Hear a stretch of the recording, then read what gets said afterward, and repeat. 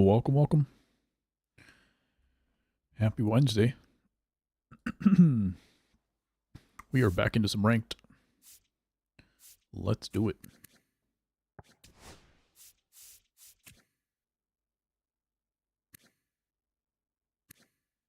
Where did this card come from? Some random pack we got?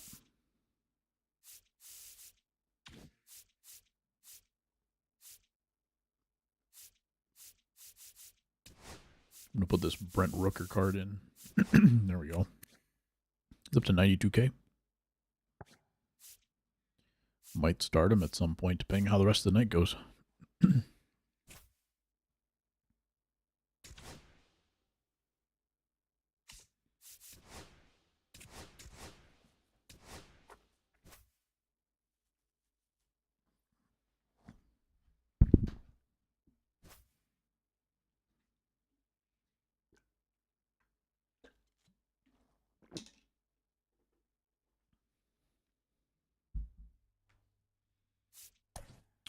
Garrett Crochet debut.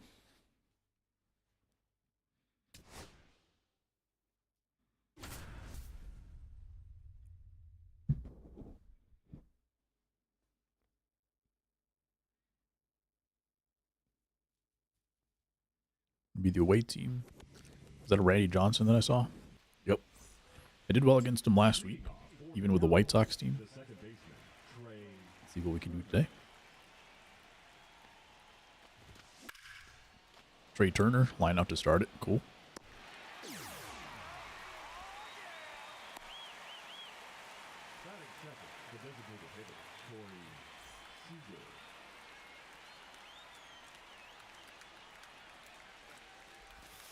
I believe this game's going to be on All-Star. It's in at about 650. That's a ball. 2-0.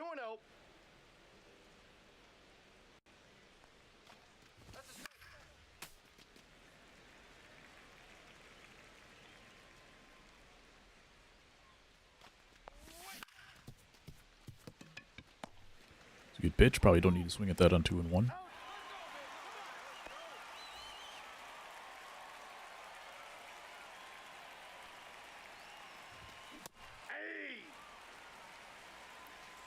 One's the count.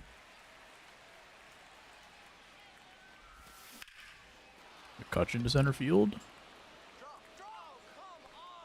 Oh, 98 off the bat is just a little too low, I think.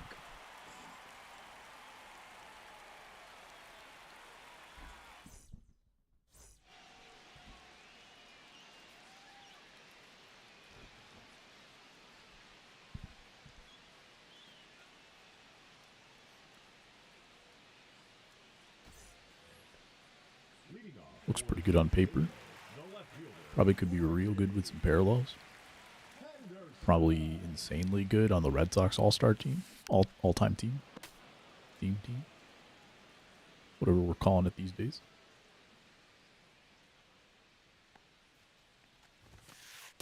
Ball.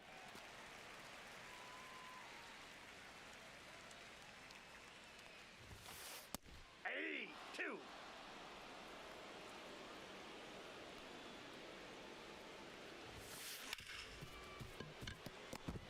Trey Turner's first play to replace Corey Seager. Works pretty well for him.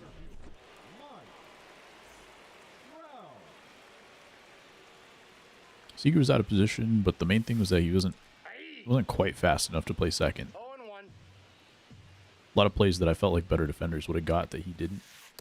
Ball, that's off the plate.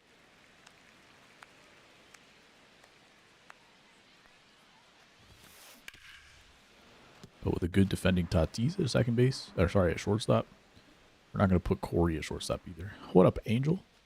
Got Lindor at second base. Lindor's a good pick. He would probably be my next. So I've got this Trey Turner. If he doesn't do well for me, then I'm going to try Tommy Edman. And if he doesn't do well, then I will probably try to get the Lindor. But honestly, I don't know how much more I'm going to play after today anyway, so might not matter.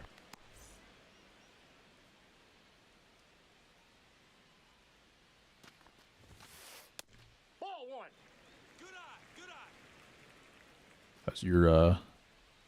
how's your game going tonight? Out. Don't have room for him. I have a wit at short. Interesting. That wit like has a little less power against lefties, right? He's like a swing a lot. Obviously, Trey Turner has less power against righties and lefties, but he's always such a good card that I figured I'd give him a shot anyway.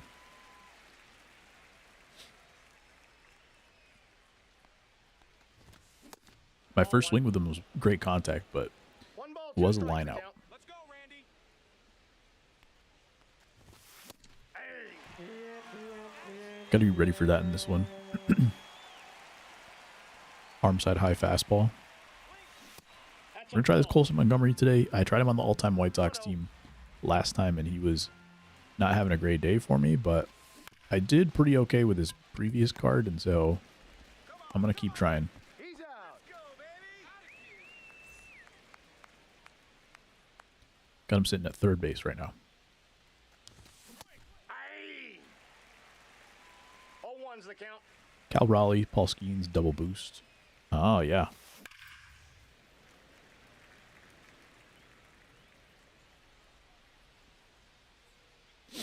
How much does that boost? Like plus 12s? There we go. Gary gets the backdoor slider for a homer. Let's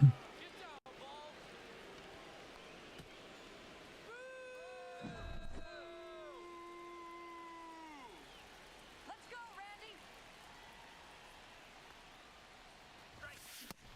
Yeah, looking at a lot of those cards, 0-1. they have, excuse me, a lot of those finest cards are like Aye. lacking in one small area, and so with their like captain boosts, they're pretty great.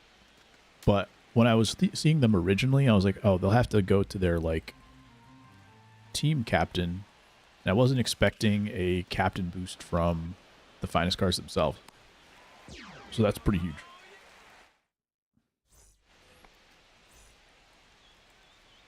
Do you think they're going to go back? Because they have like another program coming with captains, right? Do you think they're going to go back to like the previous Counts 1-0. programs from earlier in the year and like give a plus 35 if you use all the like pipeline cards or something? That'd be pretty crazy. So plus 8 and plus 8 for everything. Okay, gotcha.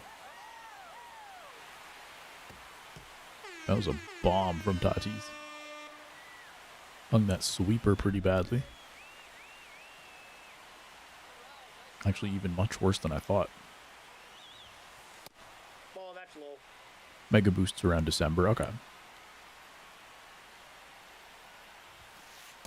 That's ball 2. 2 balls. I think I saw on the schedule there was something coming up pretty soon too. What is coming up next? Because now we have all the finest. What's the next thing in the schedule? 99 Tatis from mini seasons finished it last night. Nice. Is he on your team? Because that one plays right field, right? Counts full. This whatever it is, like Gold Glove or whatever it is. Wait, what is this card? This one plays shortstop with no secondaries. Primary right and then Soto to DH. Perfect. Doesn't get much better than that.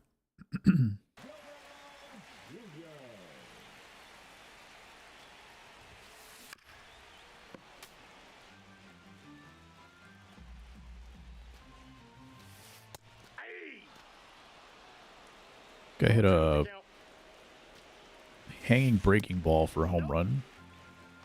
So I feel like I can throw some fastballs here and there. Not the cutter like that, but 4 seams inside, sinkers inside. I don't know what I was trying to accomplish with that pitch.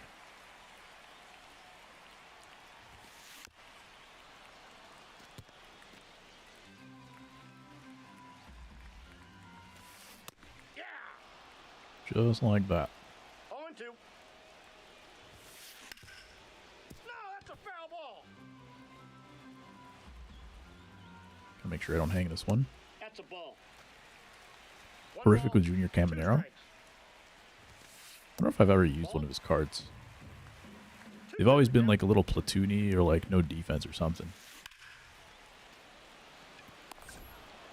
But this new one's pretty decent. Next Tuesday is Retro Finest Contact. Okay, cool. That should be fun. Ball one, no strikes.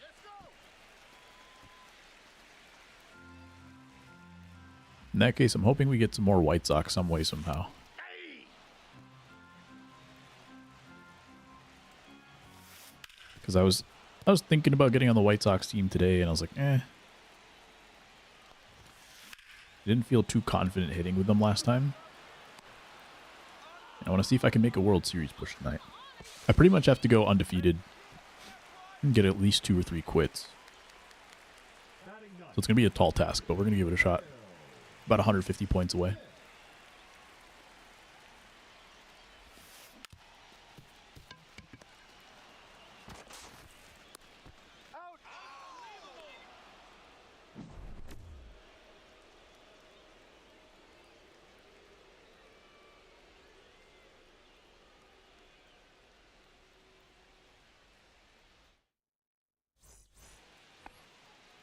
Leading off for Chicago, the left fielder, Pete Crow Armstrong. Let's go, Johnson. PCA debut. It's going against the lefty here.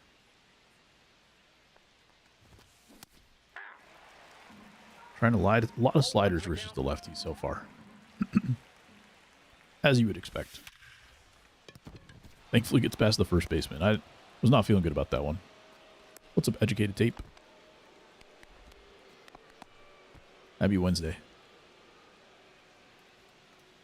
You enjoying the finest content? Inside, ball one.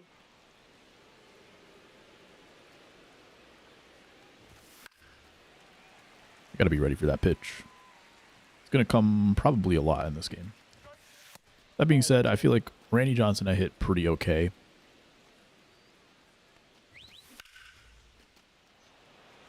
So I shouldn't like lose confidence too quickly.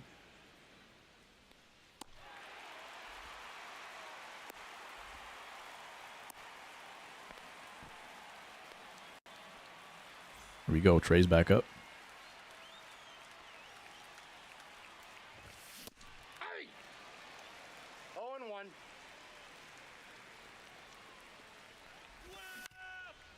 Ground ball. Third baseman does snag it. He's out. No, he's safe.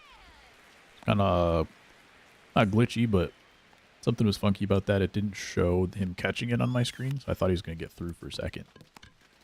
And then we ground over a little splitter away. So, not very good at bats in that one.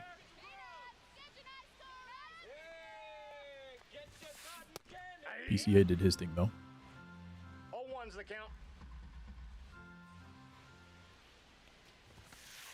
Hey! See if we can bury this sweeper right here.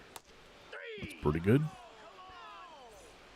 Trying to go more back foot than that, but it worked. So far, my inputs on my Garrett Crochet pinpoint have not been good. So whenever that happens, I try to just like take a second, watch the little ball on the screen, figure out the timing from there. That usually helps a bunch.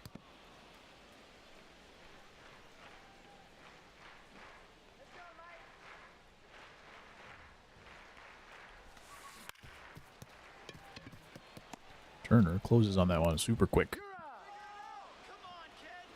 No more Corey Seager for me. He's my DH today. Giancarlo Stanton is off the team, although he's still doing really well. So I don't know if that's going to be a bad decision or what. What's up, Matt? Happy Wednesday, my friend. How are you doing? You have you had a chance to dabble in some Power Wash too? Frank Thomas makes the play at first. Nice.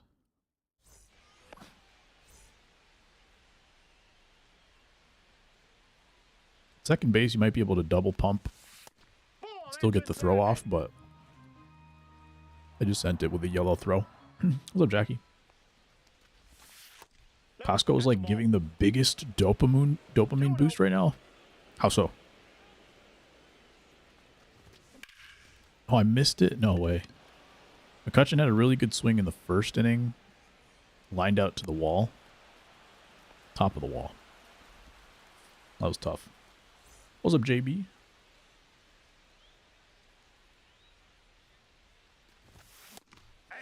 When you get unbanned, you're going to do a Cubs theme team? Why'd you get banned again? It's going to be a tough World Series push today. I basically have to go like 6 or 7-0 with like 2 or 3 forced quits. Rage quits, basically. So this is going to be tough, but we're going for it.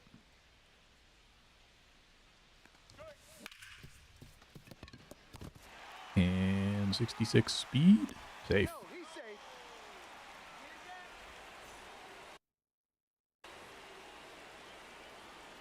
You got banned for 6-7ing? Nope. That's tough. Inside.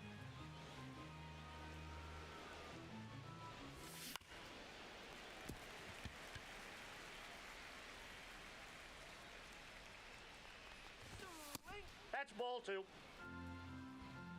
Was it you that did a stream of only 3 innings? Opponent had in DC or you would DC? No, not 3 innings. 1 inning. If I didn't force my opponent to quit by the end of the first, I had to disconnect or I had to quit. I think I had a rule where like if I scored 6 or something, I could keep playing. But yeah, that was me disconnecting too. So basically, like, I could still be winning like 3-0, and then I would disconnect before the end of the first. That happened a decent amount. But it was because I was disconnecting so much that I was like, all right, let's just do a challenge out of it. The end of that season, I went like 38-38, even with being forced to quit after the first inning.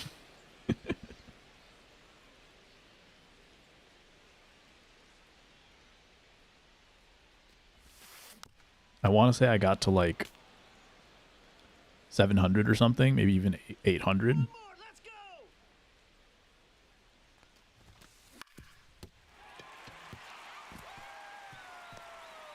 Very crazy times.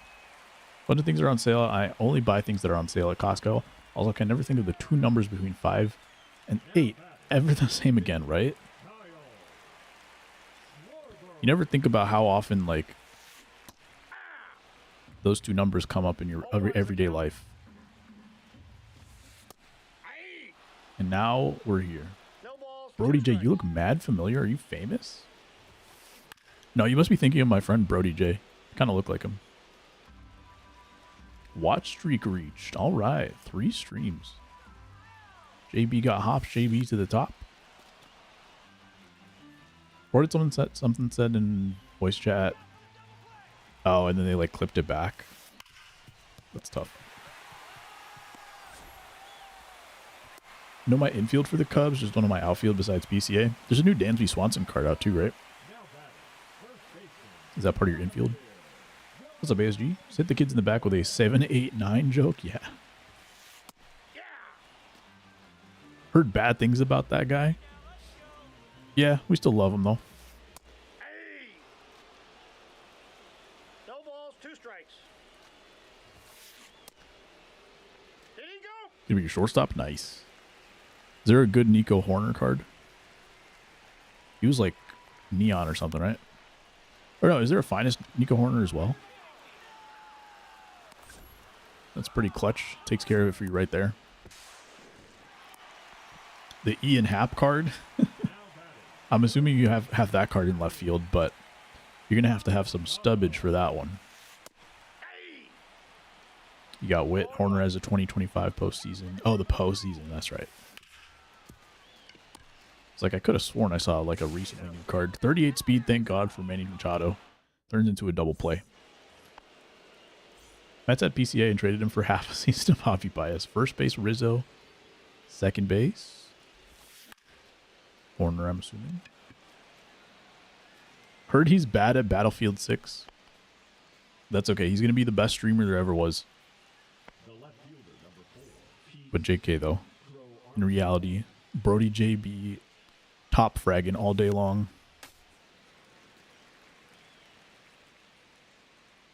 Especially when he gets in that tank. Oh, baby. Current chase featured card. Yeah, he's like 700k last I saw. Honestly, though, if I had the stubs, I kind of almost do. If I had the stubs and like the rest of my team was stacked, I would pay for that. Ian Happ cards are sick. Rizzo. Oh, second base is a Zobrist card. What overall is that Zobrist? Third base Bryant, of course, yeah. PCA's got 2 hits for me. Love is a battlefield. I would use that, but I don't have the stubs for him. That's fair. 2 most common numbers you can get from rolling 2 dice. Makes 7. Makes 7. Makes sense. 8 would also be in there, though, right? Friend got it stuck in your head, combined with 7, 8, 9. Please relay this information. I don't know if you can see Jackie's text on the screen, ASG, but that's for you. We got full count. 99 home run derby. Oh, yeah. Forgot about that card. We're missing fastballs, so what I need to do is not miss fastballs. Ball. That's inside. I've been in between, though. Like, I've been thinking, okay, let me hit the slider, then I get not a slider. And I say, okay, let me hit the fastball, then I get not a fastball. So I think I just got to run into one.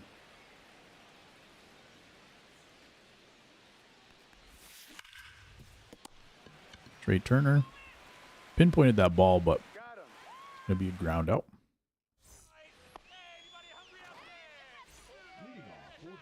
Why is it 6'7" and not 6'9"? Yeah. The elder millennials are losing it.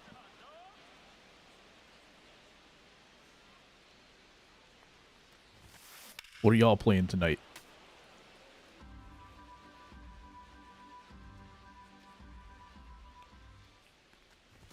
Shout out to ASG, by the way, for pointing out that Power Wash 2 is now out. So that's going to be probably the next game that I stream. I just don't know how soon I'm going to get off baseball. If I happen to not be feeling baseball next week, then we'll get into Power Wash. If they drop some cool content, if they keep dropping like some White Sox cards, for instance, in the Retro Finest program, doubtful, but we might go back to the White Sox team at some point. Maybe continue playing depending on how compelling the new cards are. Ball. That's just out. Or if I'm just feeling it. I've decided to adopt it and not question it. One way to go about it. Hogwarts Legacy, because it seemed like the best open world game available that I hadn't touched before. Could be. Could be. How's it been so far? I was talking the other day about how I like fall off of single player games, even if I'm enjoying them, and then just not touch them for a while. So that's where I'm at right now. It's just like easier for me to play a multiplayer, like casually. For some reason, like I have to be pulled by a single player game to like really like want to play it. There's something about it that like I just need more time, you know? I don't like sitting down and not being able to put like 6 hours in a row into a single player game for whatever reason. I think that's different though now. It used to be like I would play a single player game and not put it down. Then I got to a point where my attention span, I don't know if my attention span got cooked from watching TikTok or if my ADHD got resolved a little bit from a fully formed frontal lobe. I'm not really sure which of the two worked. I think it's because of TikTok.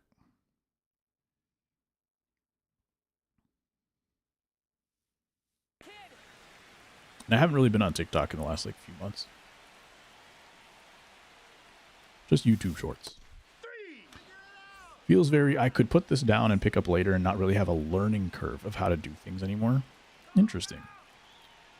I'm surprised to hear that from a Harry Potter game, just because I would have assumed that, like, you have to kind of know and be reactionary with, like, different types of spells.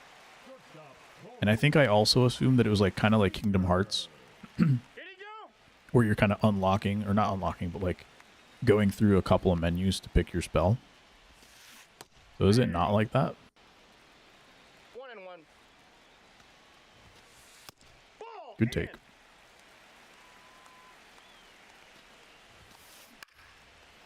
That is definitely a thing for me. Not so much if I don't play it for a week, but definitely like something like Spider-Man right now, where it's like, okay, I haven't played in 6+ months. Definitely there's going to be a learning curve getting back into it. So that initial getting back into it is one thing. But there's some games, even if that's not the problem, then I'm still like not able to get back into it after a week of not playing. R2 and hit this button and you customize your spell sets. Okay. Ball 1.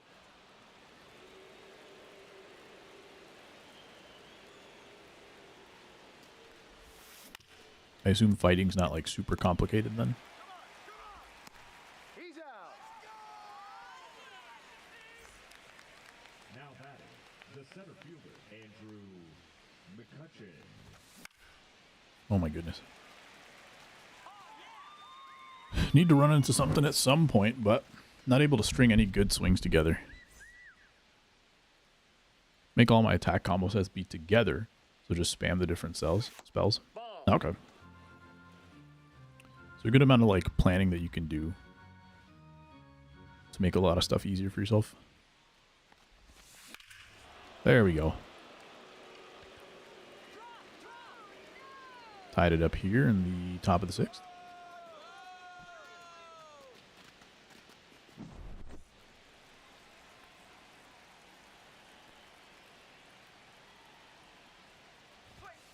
Aye. 0-1.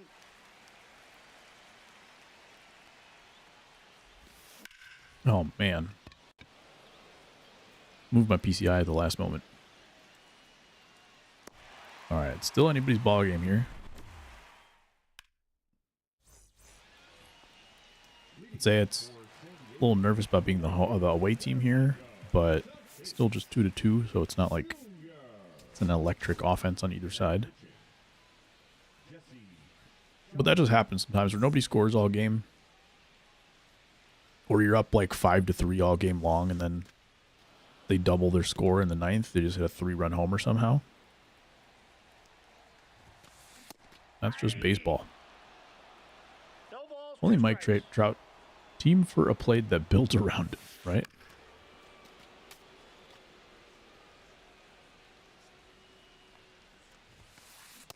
It's also like weird to think about how the Angels have they've never been bad enough either that they haven't been able to rebuild. So like in their head, they think that they're building around them enough. Obviously end up being like a 500 team 2-1. or a little less every year, especially now that Shohei's gone. So they haven't been bad enough to like tank and rebuild. Haven't been good enough to like attract anybody to get there, off, especially pitching wise. And then they end up with dudes like Anthony Rendon, who don't really want to play. It was super sad. Man, if only Mike Trout was healthy. Ball inside.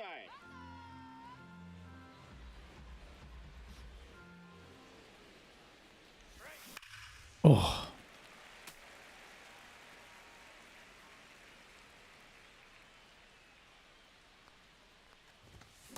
Aye. There's the fastball. 1 ball, 2 strikes. Still not trusting myself. That's in. Ball 2.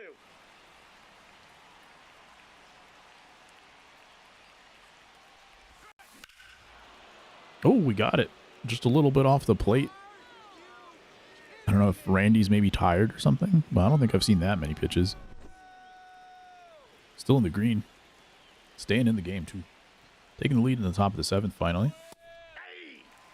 And I just need to hit one fastball. If I can hit one fastball before the end of this game, we'll win the game. That's all it's going to take.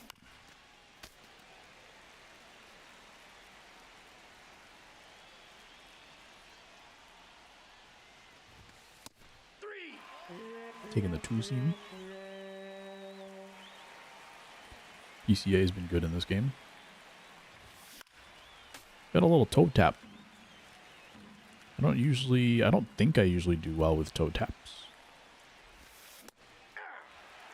Usually I like the really high leg kicks.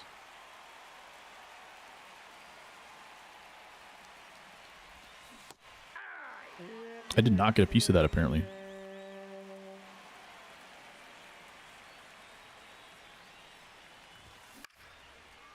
Was I late? It says I'm late. I didn't feel like I was late. I was looking for it, got it. Thought I had turned on it, but apparently not. We take the lead, though.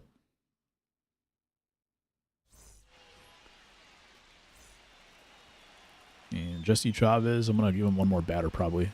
And then platoon. For hand in this matchup. Yo, Greg with the raid. Appreciate the raid, my friend. Ended up being a 1-pitch out, so let's see what we can do. How's the stream, Greg? Ball 1.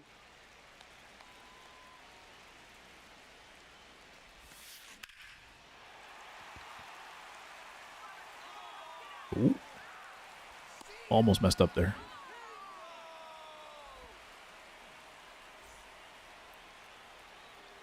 A lot of righties coming up, so I don't mind if I just go ahead with another righty here. Now pitching.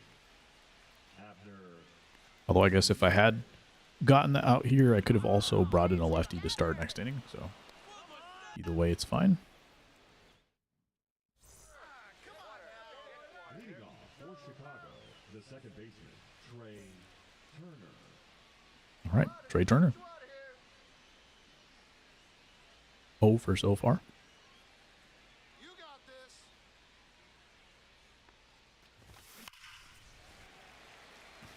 After the last swing, I was like, I am not going to be late on a fastball here, no matter what. The previous swing with Frank Thomas, I was looking for it, waiting for it, and was still late. Wasn't going to let it happen this time. Although Trey Turner got a super quick swing, so I don't know. Maybe that could have been the difference maker anyway.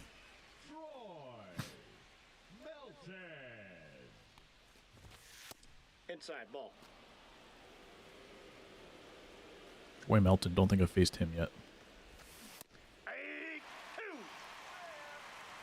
Goes right over the top with it.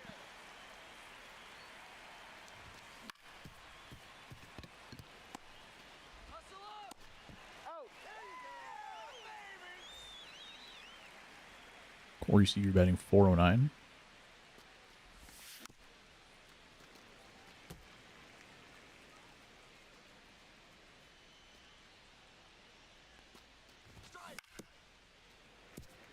What's up, Greg? How you doing, man? How was the stream? Ooh, baby. That was a good pitch.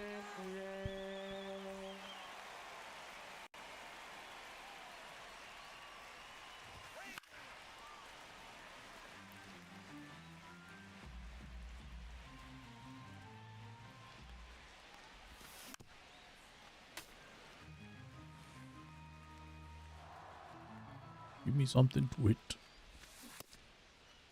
What do you got? What's up, Greg?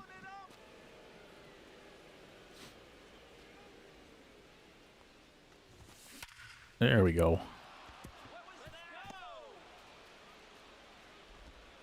Got hit something hard one time. What up, Egg Malone? Is that King Kutch I see? Oh, yes. The best there ever was. King Kutch in the 3-hole, my friend. 0-1's the count. Do to be foodin'. Trout's going to get us some insurance runs here in the 8th. Low and away splitter to right center.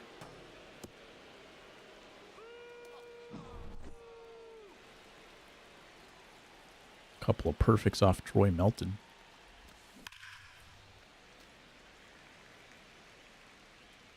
Just missed another one. Or food be doodin'? That is the real question.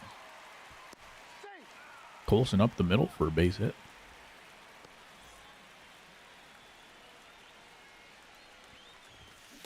Ooh. Now they're going back to the 4 seam, which has worked all game for them. Until I can get a hat. PCA, then KB, then Zobra, second base.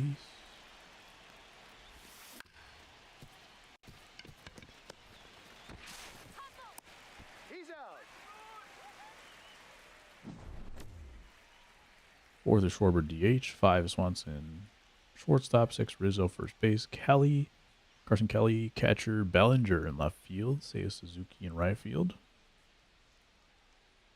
Very strong lineup. Skeens just won the Cy Young, wiped the floor. Yeah, I don't think anyone could have touched him. That's crazy. Ooh, thank goodness for insurance runs. Now, I gave the example a little earlier about a 5-3 score turning into a 6-5 game in the 9th. And now we're getting dangerously close to turning that into a prophecy. So I feel like I need to score one more at least. Ball 1. I got 1 ball, 1 strike. Aye. We aren't dudes in Battlefield 1, which is what I was playing, and now is my mission to talk everyone into getting. Interesting. What are you playing that on? A lot of options I can go for right field. What overall is that Seiya Suzuki card? Go lefty here. Chapman. I think any other teams just realized to compete, they need to spend big and step up this offseason.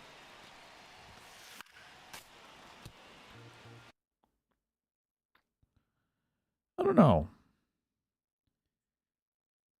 What was the Blue Jays payroll like? Or teams just decide they can't compete and don't try? That's where my head was going.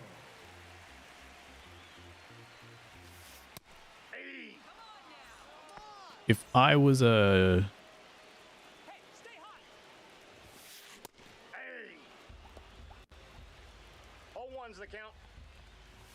Don't know exactly how quite to frame this. Let's see if PCA can get there. Nah, not quite. I don't know how to quite frame this, but the Dodgers spend so much money and then also still almost lost. And I almost couldn't blame someone for saying that spending big is not the answer.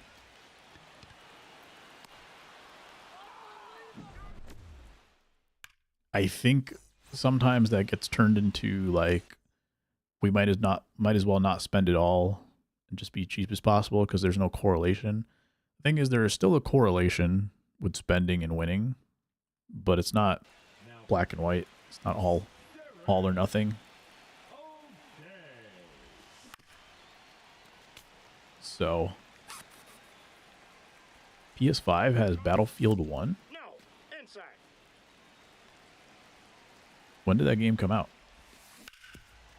That ball's foul.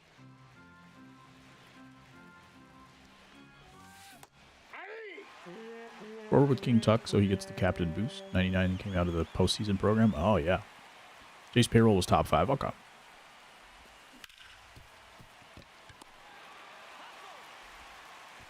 You can't just spend big, see the Mets for years. Also 100%. Big spending is buying championships. Counts 1-0. You need to spend big strategically. Nope, that's off. Next offseason, Dodgers will just sign teams instead of players. I think the bottom half of spending hasn't won a championship in the past 30 years. Battlefield 1 is from 2016? Oh, okay. Gotcha. You're not about the Battlefield 6 life? Um, Now pitching. I think blanket statement Chapman. that maybe answers the question of my perspective on it is I think there's too many owners who are business first. Mets were the example of like spending big but then still losing. But it's still like generally the Mets seem like they've made the right decisions on spending. And it almost Ball, that's out. unluckily has not paid off. There's probably like other issues in the organization probably triggering some of that, but yeah, like they spent big on Soto. It's not like Soto is bad for them or anything like that. There are some teams who spend big in a dumb way. I feel like the Tigers have ended up doing that too at times. Not necessarily in this go around, but you know, Javi Baez resurrected a little bit last year, but still.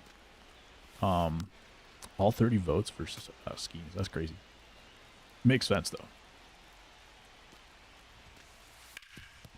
Oh, I didn't think he was getting that. All right, tying runs at the plate. Can't just buy anything to win. You can't not spend and win. I agree. Not the first game in the franchise. They called it because of the World War I game. Gotcha. Yeah, that's what I figured once he said 2016, 2018, 2016. Yeah. But yeah, I hadn't really had a pulse on it until 2042, and then this one. I don't like bringing Gossage with runners on, but I'm going to do it. Could be a mistake. Mets are stupid for giving Soto that much.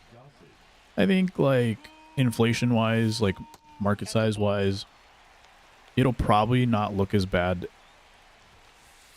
That's a ball. by the end of the contract as 2-0. absurd as it looks now. I do think that the Correa contract would have been a big problem for them because a lot of Correa's value came from playing defense at short. And they wanted to put him at third. I thought that would have been a mistake, so they got lucky about that. But Soto, he's an all-timer. As long as they get like yeah, they might have some wasted years at the end, but if they get like 7-10 good years out of him, then this is what it is. How long is that contract again?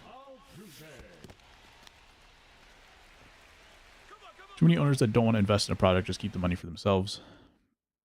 I do think that like there's probably a middle ground of the conversation where like a lot of people just say blanket statement that owners are greedy. And like, yeah, probably, but I think they more so just play within the bounds of what it takes to make the most money. Because of the way the rules are set up.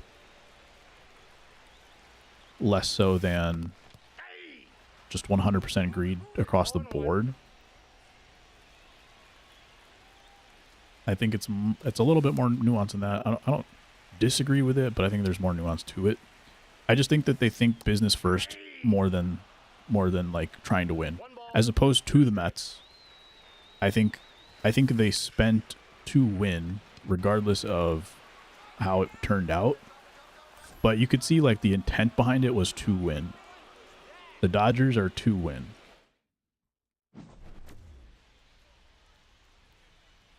Rays kind of do that now where they spend low, smart, so they're competitive, but not good enough. Yep. I think you guys might have heard like the quote from Jerry Reinsdorf, the White Sox owner. He disputed it, but someone reported that he said that he always tries to be like a wild card, second place team, whatever. So that they're always like in the hunt and interesting to watch, but he never has to like spend extra money on like really good players or whatever. Because there's probably an estimate of how much more money you can make by not spending so much on players, but also like being watchable to make people come to the games, maybe make the playoffs here and there. Mid defense, but only good for the bat, which is under 300, 15 years. Well into his 30s, 40s, he'll be retired. At least they got the DH in the NL now. I think for some of those guys, you do have to pay extra. and just assume that you're going to have like 5 dead years of their contract, and they're like, we're willing to pay that just so that we can have this good 10 years. And I don't necessarily think that's a bad idea. They might be handicapped at that point, but if you're like the Mets, if you truly are going to be the owner and you're putting in the money in order to win, and then you get to that point and you still have no salary cap, you can still say, okay, we have 50 million of this guy's dead salary, but I don't care. It's not 50 million that I can't spend more of. I'm just going to spend an extra 50 million.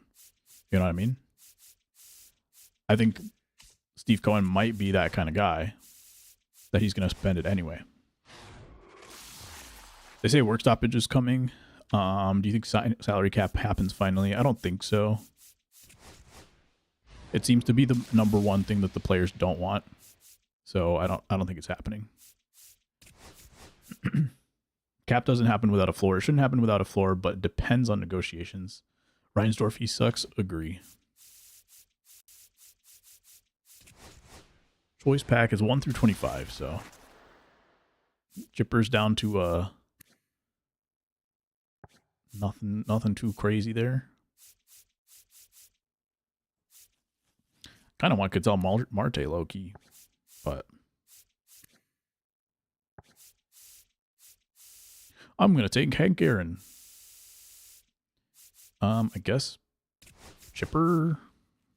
Do I just put him in? Do I just put him in for Colson Montgomery? Sometimes I'm really bad with Chipper cards, though.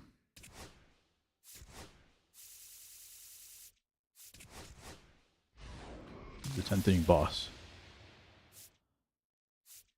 I got Chapman already. Here's the Juan Soto. Mr. Nicholas Kurtz. How did you get that pack? I don't remember, actually. Does anybody know? That might have been the one that was like the community pack or something like that.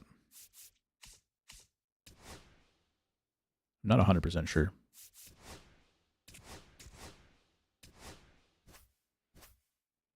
My legs. I don't think I want to. I think that's a bad idea. Mob has a lot of ownership in the team and supporting a lot of other teams in their system. The thing about so many other sports is that there's no farm system.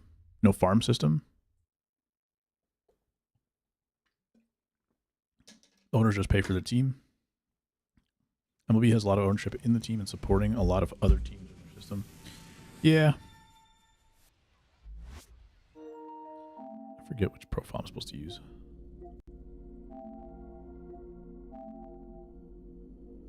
Default, yeah. Shave my beard? No thanks. I think it was supposed to be no fair system.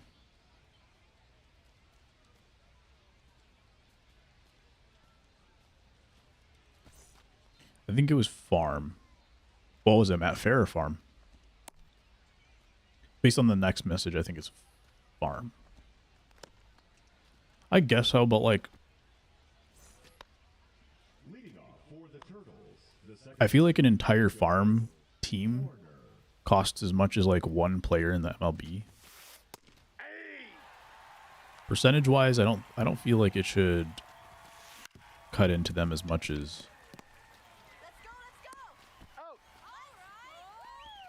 that. My Japan, nope. Ball, that's in. This guy's got the PCA batting 278. Who was their starter? Oh. Cool.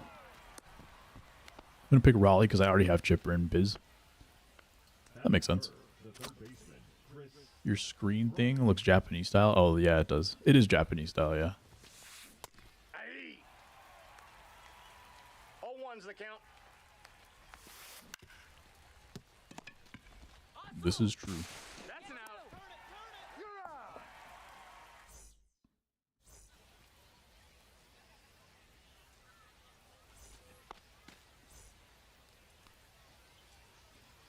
Greg Maddux. Haven't faced a lot of him this year.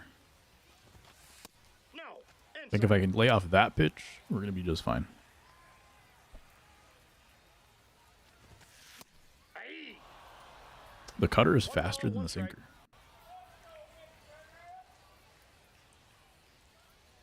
Wait, is that unusual? Maybe not. I think I'm used to like outlier sinker now, which is not super normal. 2-2 the count. But I guess it's not super unusual for a cutter to be faster. Just a little piece. Trey Turner did not get on base in the first game.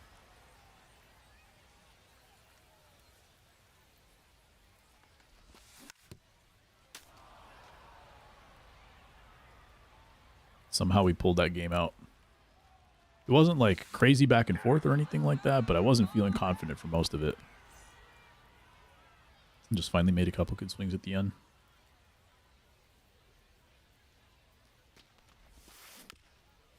And we get beat by a high, slow sinker. Double check what this is on All-Star. Okay. So that I don't get in my own head about pitch speeds. Seager's not going to drop. Are you kidding me? You got to go back to the owners and stuff. I don't think anything really changes. Not anytime soon. I still think my best solution is profit sharing, basically being contract extensions for teams in your division. So if you go over the cap, you have to pay other teams in your division money for that offseason to make contract extensions. Batting fifth, the third baseman, Chipper Jones. That's the only thing it can be used for. Chipper's debut. On the tag. You're Grounds out to first. Small PCI for 125 contact. That was interesting. Must have really good clutch. Greg Maddux.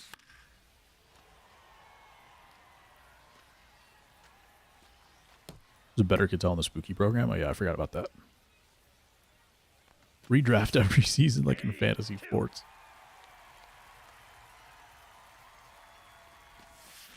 I don't hate the idea.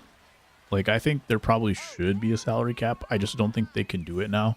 I don't think they have the leverage to make that happen. So I don't know that MLB will ever have that.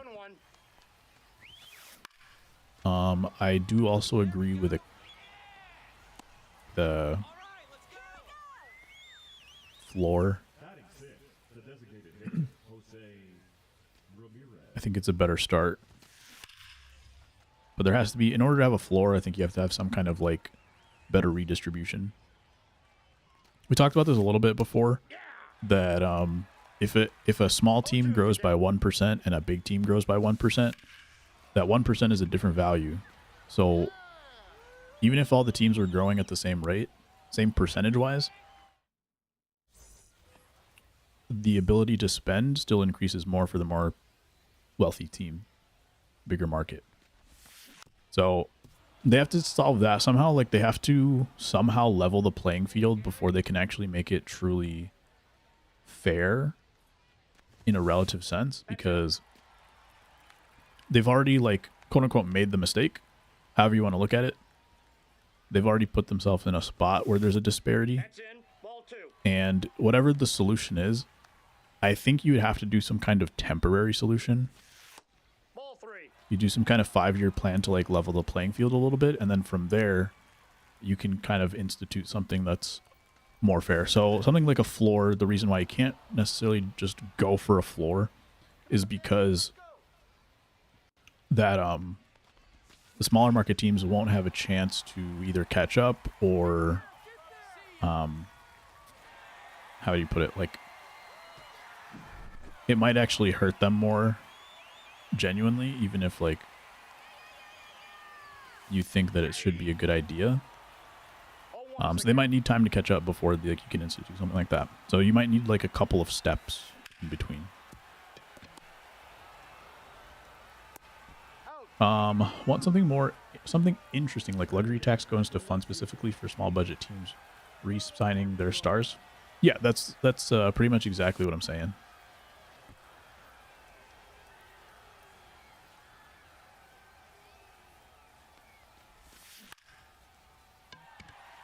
And you can get as specific as you want to. But something that's not something that's going to like kill free agency or kill... One of the big problems is like... One of the reasons the players don't want the salary cap is because they think it's going to kill their market over time. And still favor the owners.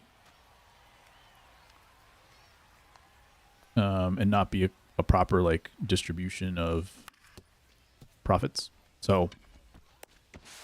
If you were to force the luxury tax to go to contract extensions, it's actually paying players more while also helping the lower teams and also not killing free agency. There might be fewer free agents because more of them are signing extensions, but it also benefits teams when they do develop someone themselves that they get to keep the player a little bit more often. As opposed to like Trey Turner and like Corey Seager, the Dodgers weren't able to keep them. 2 strikes. And they would not be a team that benefited for something like this. So there's still going to be premium free agents from those top teams. 3.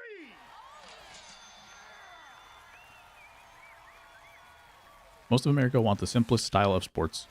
Just power wins. I say this about how people like dingers over small ball. Big power is easier to understand, so more enjoyable. Same with buying power. Instead of trying to understand the cap, they just prefer their team have unlimited spending. Problem with the luxury tax is that a small team like the Rays don't spend much. Even with extra money, they don't spend much. They just more profit for them. That's why I like the idea of the contract extension thing is like if you don't spend the money, like that's another point is that it's all for spending money on salary. It's not a profit sharing that just gets redistributed to your organization. The only specific use, like Andrew's saying, kind of like something more specific, and that specific thing is you can only use it on contract extensions in that given year.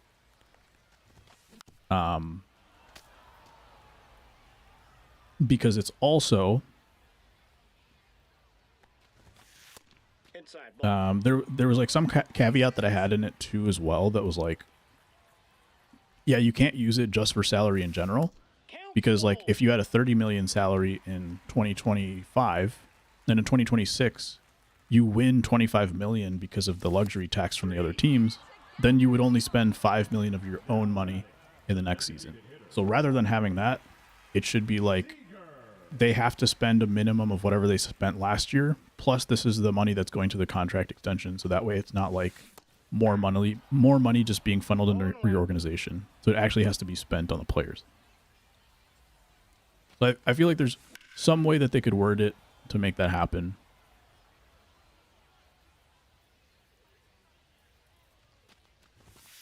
Ball that's outside.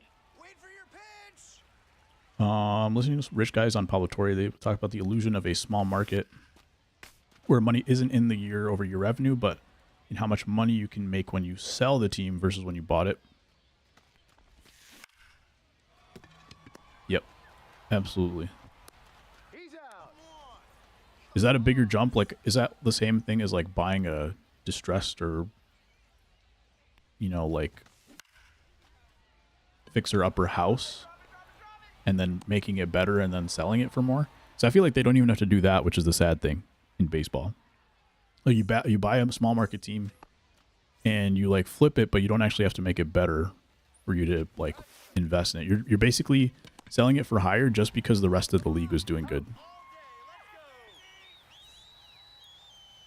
Businessman who isn't emotionally invested in a team, that's important to them. So a spending floor without a spending cap. Inside ball 1.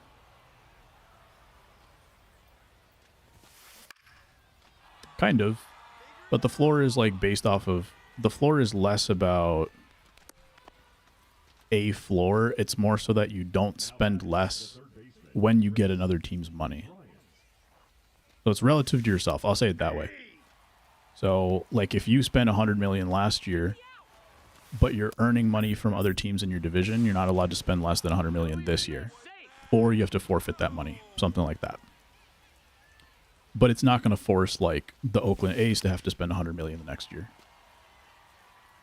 Samson Screw bought and sold the Marlins for a nice amount. Yeah. Kind of cheese how they do that, huh?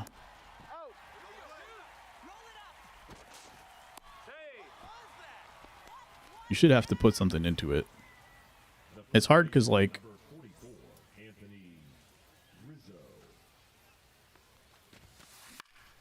I don't know. In a house, you have something a little bit more tangible that you can say you improved from A to B. Whereas in baseball, you can kind of get away with it and say, like, okay, the most you can ever do is 162 games. If you win one more game, that's one more game closer to perfection. I don't know.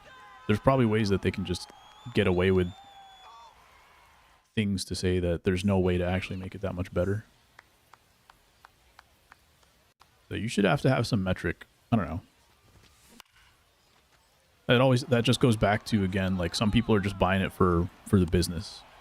They know they can make money off of it, whether it's the revenue or the sale of the team later on. And it's just part of their machine rather than like actually trying to win. So I don't know. I don't know if there's ever going to be anything to solve that problem other than in CBAs where the players, it pretty much has to come down to the players, right? Because they always say that the commissioner works for the owners in whatever sport it is. So if the battle is between the players and the owners are always going to be business first, except for a handful of people, and even then there's still going to be like business a good portion of it, then the only one fighting them is going to be the players during CBA battles. And so the only way it's going to shift from business first to winning first is if the players push for rules that make it winning first. Because they're the only one that's ever going to have leverage in those conversations. Ball, that's inside. So I don't know how to solve that, but that's what it's going to come down to. Otherwise, there's no hope. It's just going to continue to be a bigger and bigger gap as time goes on. Because the big teams are going to grow faster than the small teams. 2-1. Worked at a school district, voter had to vote. I'm going to stay at second there. Who voted tax to fund technology in public schools? We were given to know like $80K, but it had to be spent on technology. So likewise, it should be forced to be allocated spending in some way that makes sense. Although they could spend that money and spend less of their own money. Business of the game is the enemy to the entertainment, I think. Do you want to hear how much money the Marlins owner? Yes, absolutely. 02-17, yeah. Let's hear that. But yeah, exactly, Matt. Like, forced to allocate it.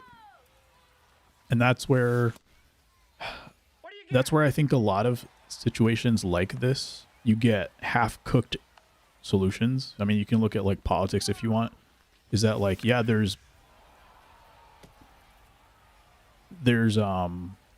negotiation between different parties.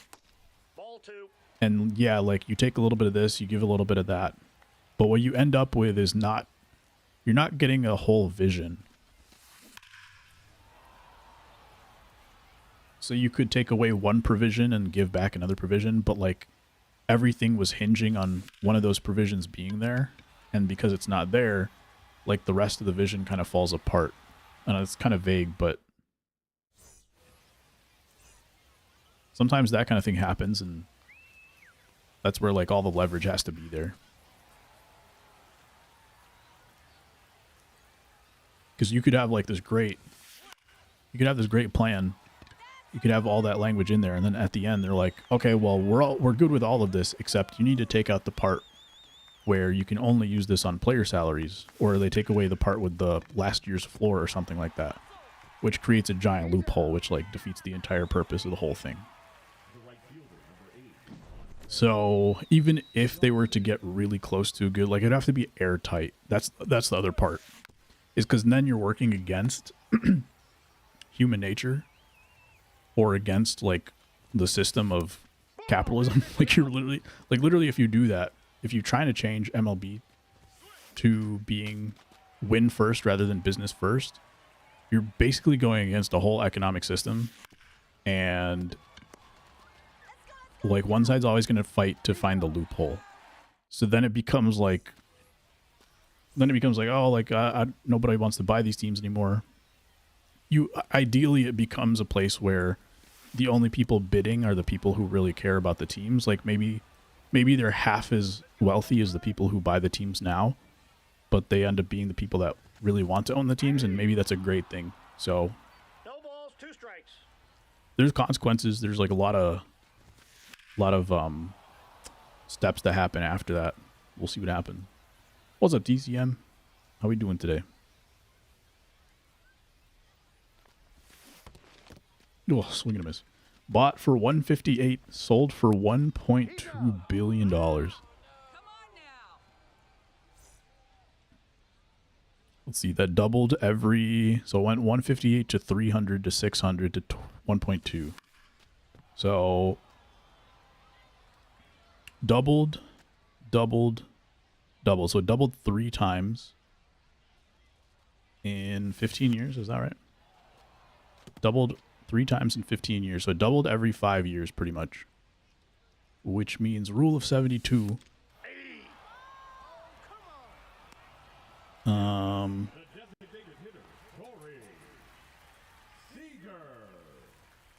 What does that make it? What's 72 divided by 5? 14? 1-0. 14% annual return. Rule of 6-7. Thanks, Matt. Appreciate that. Aye. I got a ball, 1 strike. Solution or alternative is the XFL model of football. You get paid per touchdown. XFL owns all the teams, so they can make sure talent is distributed fairly. Ah, okay.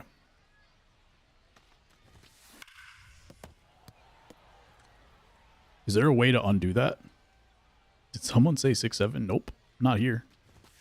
I didn't hear it.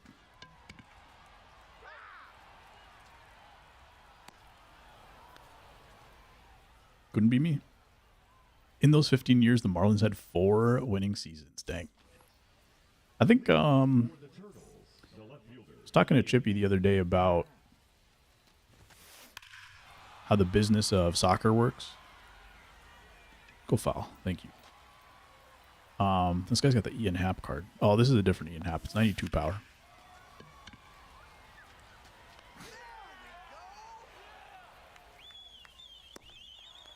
Four winning seasons. Honestly, am I crazy for saying that I thought that's more than I thought?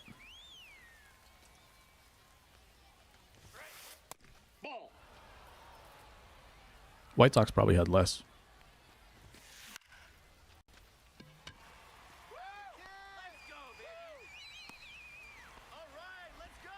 Is there a way to go from what the MLB has now to what the XFL has? I don't think so, right?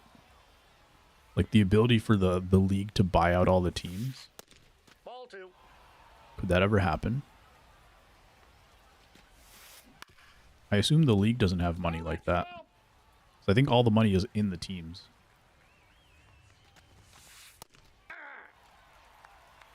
2-2 the count. This is only because of freaking EA and all these other things happening. I was gonna say the only way that this would happen is if a Saudi billionaire bought the MLB and then bought all the teams through MLB. I'm doing good, TCM.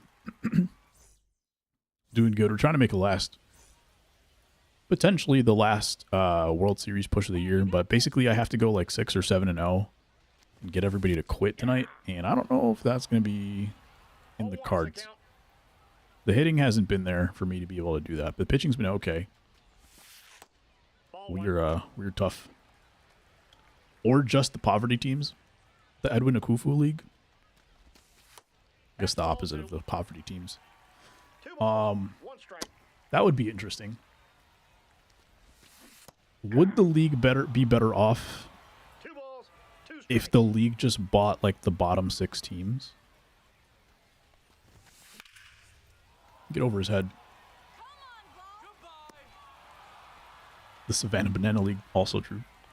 More than you bought because more than you thought, because 3/4 of those years were less than 85, so barely over 500. That makes sense.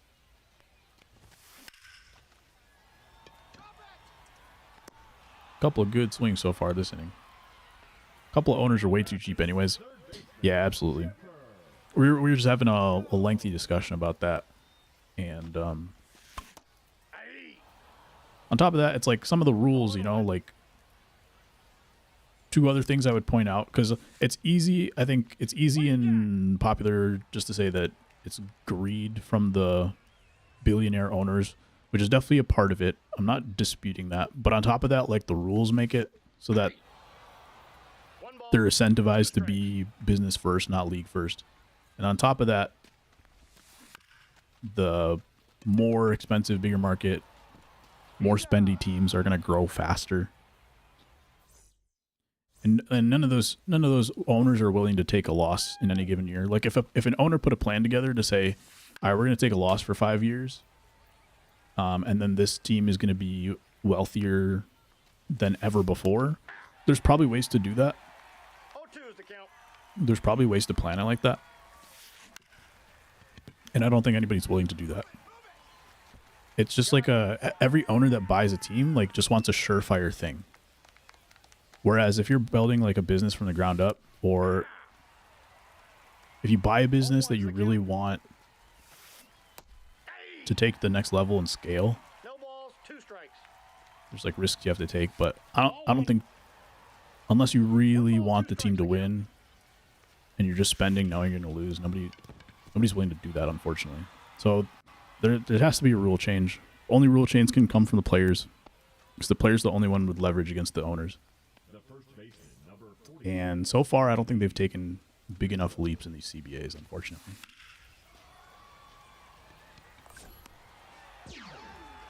Savannah Bananas are selling out more than MLB 2, but there's also why. Moves like when the Rockies signed Chris Bryant.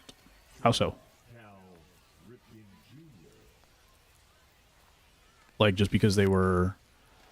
Well, that happened like right after they got rid of Arenado, right? Ball 1. Like it looked like they were going to go a whole other direction, and then they just dumped all their money over there. I wonder how many teams like that are just... Nope. I don't know. Maybe some of those teams are taking a loss and using the team as like a tax break or something.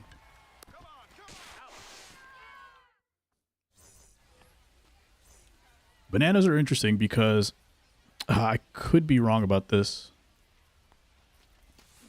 Hey. 0-1. No, I think I am wrong. I was going to say I think they took losses for a little while. Even when they were going big, but I don't think that's true. I remember seeing a video about something, but they were just... The math was incorrect. Or the phrasing was incorrect. He's safe. But they are in like a growth phase. And in the growth phase, a lot of times you can... Come on now, let's go. kind of avoid some of the problems when you have like major shareholders that are expecting a certain amount of growth. Because I think the yellow suit guy, I think he just owns all of the Savannah Bananas. That's a ball. And so he doesn't have to answer to other stakeholders, other shareholders. And everything he does can take a temporary loss if he needs to. Out. But not so the case. You would think MLB teams could take losses if they wanted to. Because they're kind of in the same spot. Ball. Usually just one group of owners. Not like a... Nope. Inside, ball 2. publicly traded company or something where you have to appease the stakeholders. Hey. What's up, Freedom? 2 balls, 1 strike. I'm ranked 9th in community power rankings. Let's go. Ball 3. Community power rankings for what? 3 balls, 1 strike. Ooh. Hey. Especially since I don't know if I'm even, I don't even know if I'm considered MLB community anymore. There you go, PCA. There was a time where I was like pretty involved, but I don't know that I would fit in that category anymore.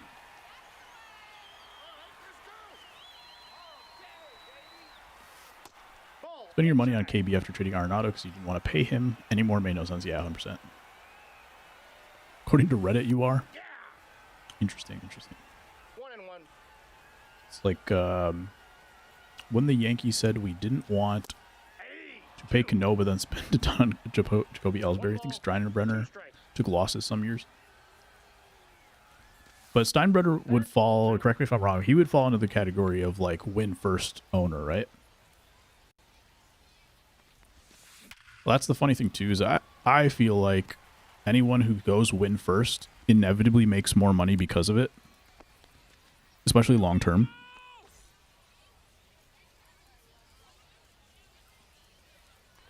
For sure, a win first. Ball 1. Graceful Swan 10th. Wow. Unlike his kids, yeah.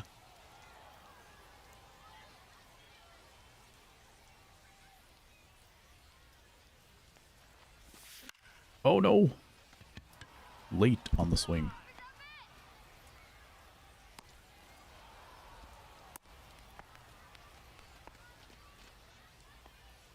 Now batting, the designated hitter, Corey Seager. It was a big homer for PCI. I really needed that one. On the tag. It's gonna be an out. You ever play franchise? I haven't really in a long time. I used to play Road to the Show a bunch, franchise a bunch, but it's been many years since I have. I haven't this year, but I have played some March to October. Out. The right fielder, What do you think is going to happen in the next Dawson. CBA? If there's a lockout and stuff, TCM. Do you think the needle gets moved significantly in any way, other than generally? Well, there's no cap, as opposed to basketball. Basketball, like every few years, there's a new cap, and then like average players are making millions and millions more than they were before. But it's not really something that's going to happen in MLB. I think Cohen is a win first guy. I agree. Chicago, the center Dude, food over Swan. Let's go. I don't think that's a real thing. I don't think that's a real ranking. Hutchins. Now pitching, Bruce Suter. I don't think I've been relevant in the MLB community in like 3 years, which is totally fine. Now batting, More or less my choice of opting out. It is real. Prove it. Nope, that's a ball. Counts 1 and 0. Unless it was out of 10 I got people. 1 ball, 1 strike. That would be tough. Can I post links? You could. Nope. See if it gets approved.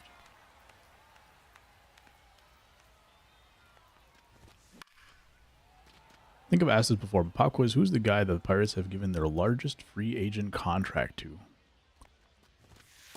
We got a full count.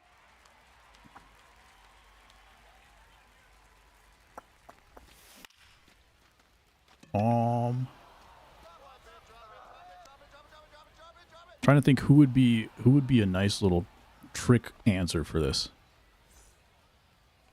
Is it a return of McCutchen? Ball. Bonilla? Ball 1, no strikes.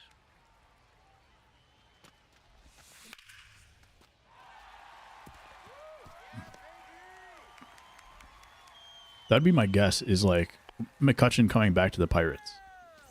Now batting, the catcher, Gary That's a ball. 1-0. Tommy Pham. That's a good one. 2-0. Tommy Pham is the king of like 1-year contracts, though. There you go, Gary. The trick is that it was Francisco Liriano in 2014. I think the White Sox signed him right before that. Was that after he was with the White Sox? Ball, that's out.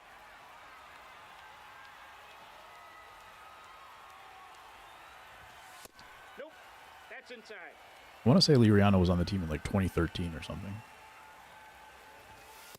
Ball, that's out.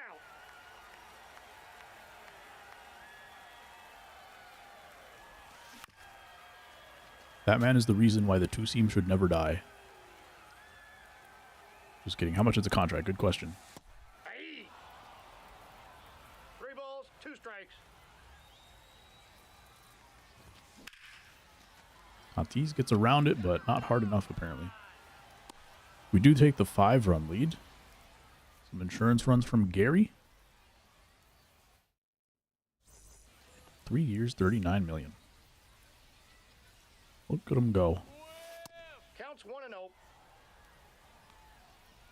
If you're still here, JB, I noticed a little earlier, but I think confirmed now, this is a Cubs theme team. Nope, outside. We've got Carson Kelly. I know I've seen PCA and a couple other guys. I think Rizzo's on the team. So I think it's pretty much his team. I know the previous Hap card on this team. There's Nico Horner. Aye. 0-1's the count. So there you go. In case he needed any suggestions. Wow. PCA has... I mean, that was like pretty much impossible for anybody. But I thought he had a chance. And PCA's like... had a couple plays which he didn't quite get to. Aye. He dropped one earlier. 0-1. They had J-Ram. Maybe it's a sign. Ball 1. Maybe it's a sign that they get J-Ram one day. How many players from the Cubs do you need on your team to get maximum bonus? So I know for the White Sox team you only need 18, but I don't know if that's the case for 2 everybody. to count. Full count. No, he never did. Maybe it's just wishful thinking from them. Because when I was doing my White Sox team the other day, I had Mike Trout on my team. But that was just because I only needed 18 and I already had 18. 18, okay, cool. Biggest re-sign was Brian Reynolds, which is obviously much more recent. That makes sense. Bargain. That new Harper is endgame. Yeah, especially if you have like the finest boosts, right? Because his contact right is a little bit low, but everything else is fantastic. Okay, I think I only need 3 more wins to hit World Series. If I could get a quit in the middle, that would be great. So the new Diego card. Should I be putting him in the rotation? Corbin Burns just threw a complete game shutout for me, by the way. I think Savali might need to come out of here. Is that Diego? There he is. 107, 115. Sinker, slider, curveball.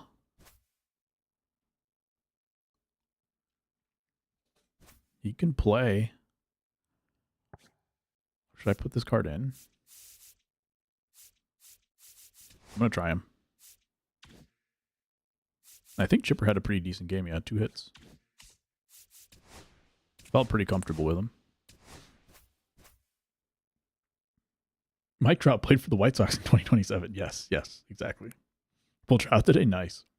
Started screaming and then saw how much it goes for. What is it at this point? Like 40K? Less.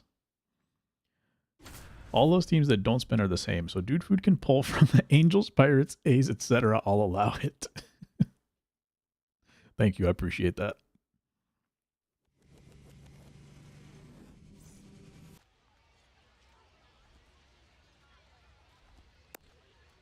I think the Pirates like got some decent cards at the end of the year, right? They got like one nice relief pitcher. I'm sure they got their Paul Skeens, of course. I feel like they got one more card, but I could be wrong about that. The White Sox just got one singular card. Thankfully, they got the Frank Thomas in the program at the same time, but Pretty bleak finest for them.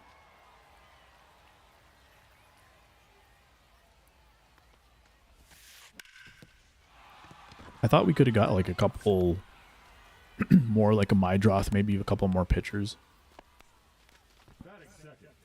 Mike Vassell or something like that. Trout is 3K now? Oh my god. How the mighty have fallen.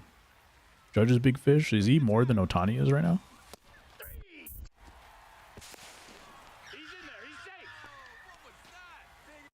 Looks like the Yankees got Tucker already. If so, I feel like that's a really good fit for them, right? Appreciate the sub, by the way, TCM.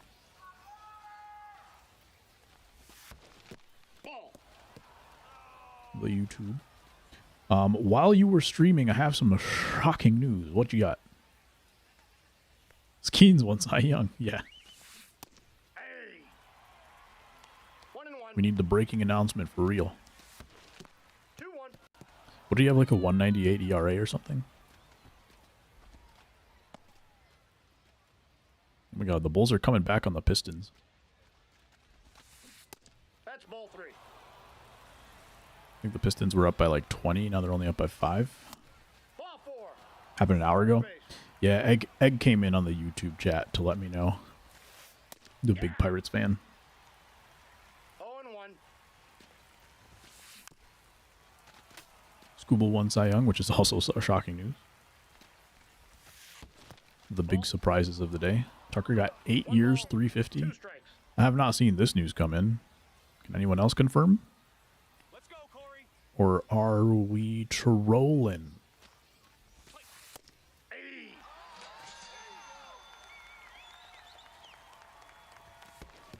1-0.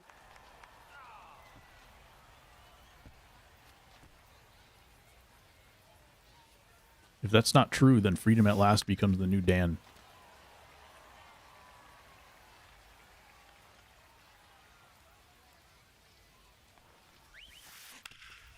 Ooh. Let's go through. JB also says. Well, let's find out. Batting sixth, the third baseman, number 7, Jorge Polanco. Come on, Corey. I got nothing so far.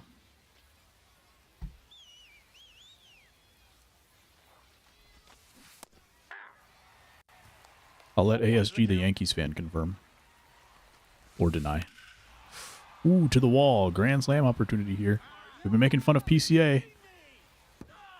Yeah, he didn't have a chance for that one. Grand slam in the first. Opposite field homer for Jorge Polanco. I was going to say Placido Polanco. Throwback. Wall scraper, not a good pitch. We're going to be having to climb back in this one all game.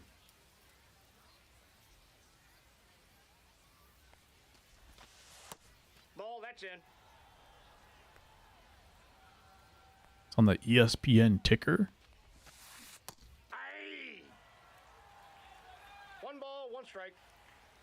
The least believable part about this is that anybody in 2025 would be watching ESPN and seeing news on the ticker. I'm trolling you. I'm not that serious about that part about it, but there was a time where you could just like sit and watch ESPN for hours and it was just a huge vibe.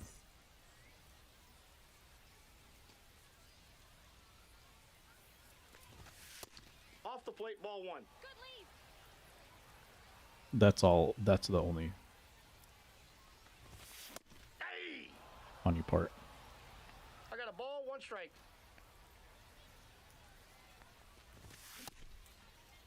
Did he go?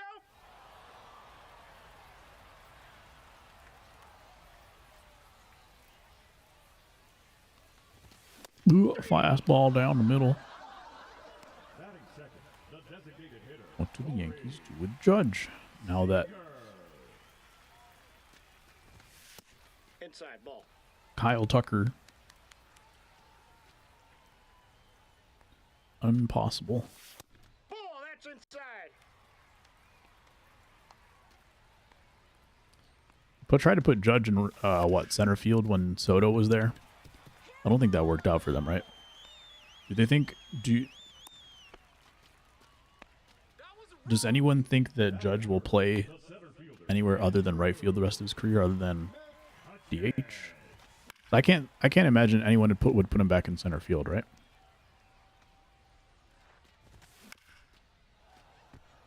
I think he was considered a negative defender in center. Could be wrong about that.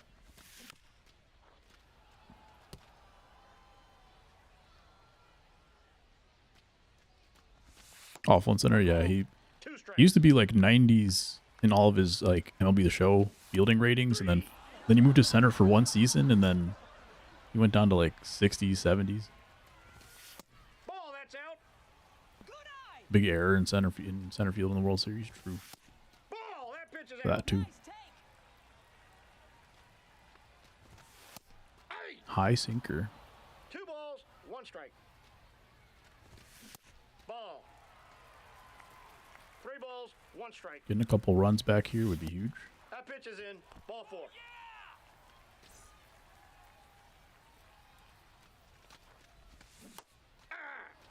Tough slider. 0-1. This PCI against Kershaw is huge, Ball inside. but his PCI against Maddox was tiny. Or somebody's PCI, somebody's lefty PCI. I think it was Chipper. Oh, that's the pitch I wanted. Got it. Missed it. Pull Devers and make him play first base, yeah.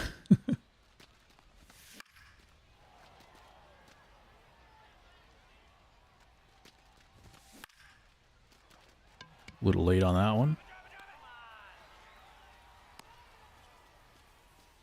Third base in college. Has he taken any grounders in his life in the MLB? I could see him playing like first base or something, but I don't think he 0-1's has. the count.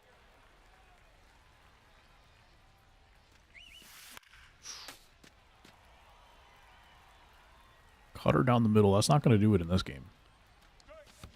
I have to figure out a way to get some outs here because first inning didn't go well. I wasn't paying close enough attention to realize how I got there to the point where I gave up 4 runs. I remember the grand slam. I don't remember anything before the grand slam, though. I was just kind of out here. Yankees won Bichette, too. First, they got to get Kyle Tucker.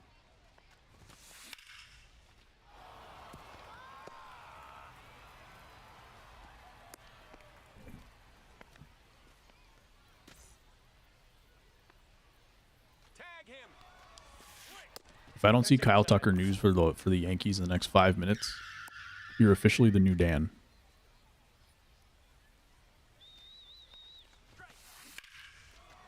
See if Trout can get to this one. Good jump, good speed. Gets there. I think Tucker is what good? Now batting, right fielder Juan Soto. That good compared to what? I think Kyle Tucker is a future Hall of Famer.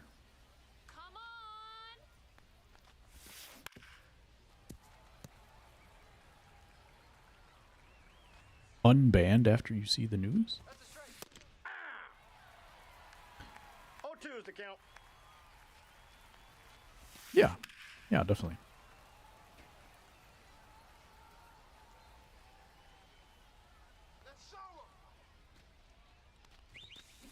There we go.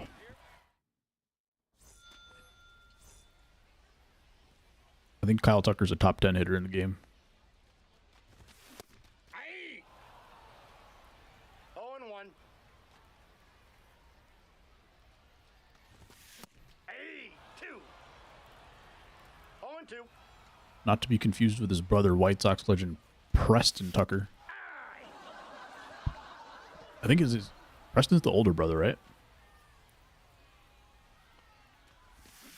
I think he's just a raw power hitter.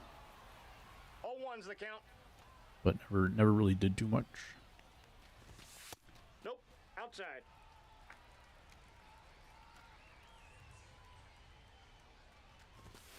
I need to get a couple runs because I, for some reason, have not been able to touch Kershaw. Actually, I don't remember what happened in that second game I faced him, but I know in that first game that I faced him, I got absolutely diced. How's that good? I mean, that's average, but for him, that's a horrible year for Kyle Tucker. I'll go look at his stats in a second for his for the rest of his career.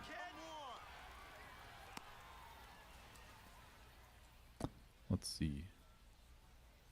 Kyle Tucker. Baseball reference. Leading off for Miami, the center fielder, Mike Trout.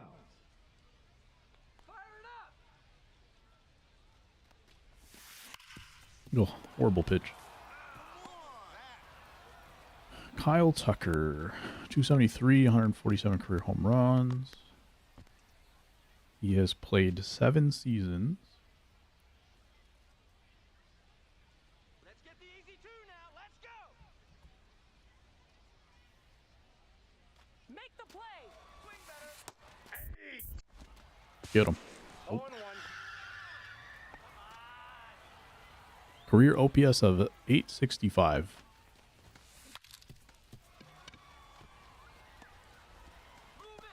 He's out. Other than his rookie year, not even his rookie year, just the first year that he played, which I don't think was counted as his rookie year. Never had an OPS lower than 800, which is insane. 0-1's the count. 2 seasons over 900. Nope. I stand by it.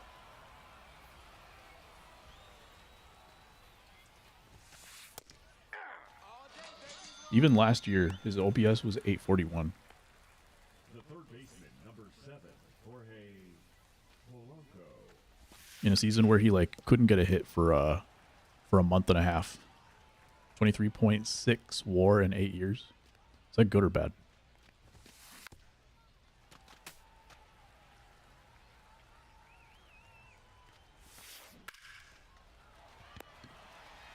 Bad? I don't think he's a plus defender. He averages like Leading off for the Cowboys, the first baseman, 5.8 WAR per year, it says. Thomas. Per 162 games, at least. Let me see what his defense looked like. Value batting.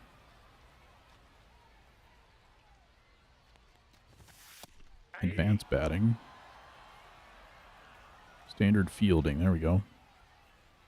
Is D-WAR. Does he have a D-WAR somewhere? Struck out looking. Cool. He did have a couple of plus years on defense.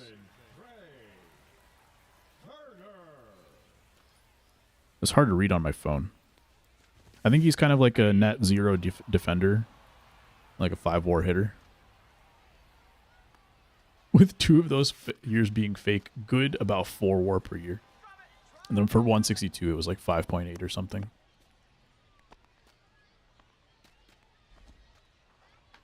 The designated hitter, number 5, Corey Seager. Yeah, that's true. Do you think that's gonna play a role in any kind of Hall of Fame voting, ASG, when the time comes? Altuve, they said that he wasn't participating, whatever what one may believe. Correa, Bregman, do you think those guys, if they get a shot at the Hall, do you think that's going to drop them? I don't think he makes the Hall. I mean, like if he retired today, not a chance. Of course not. That's not what I'm saying. I think his talent level is that of a Hall of Fame player. That's my opinion. I think he's a top 10 hitter in the league. Now, I would have to go back and look at what are the top OPSs.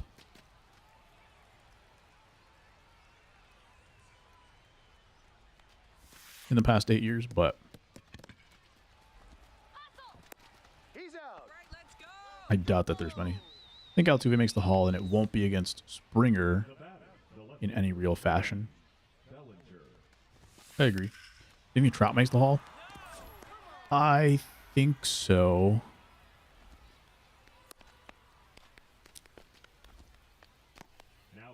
I think he won probably enough MVPs to make the Hall, right? People are like a little bit like, well, maybe not enough home runs. Wait, did he hit 500 this year or 400?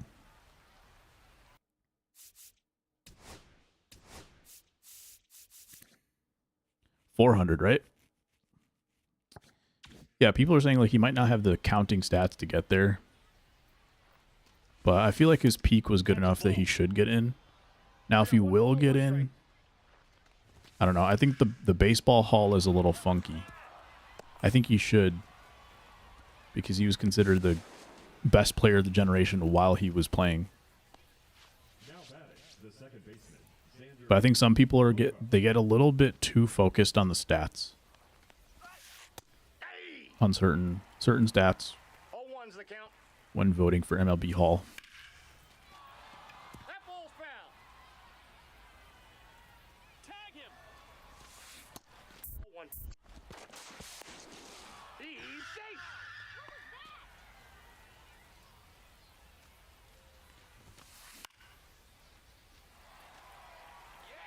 Ooh, I'm gonna give up a run on this play, but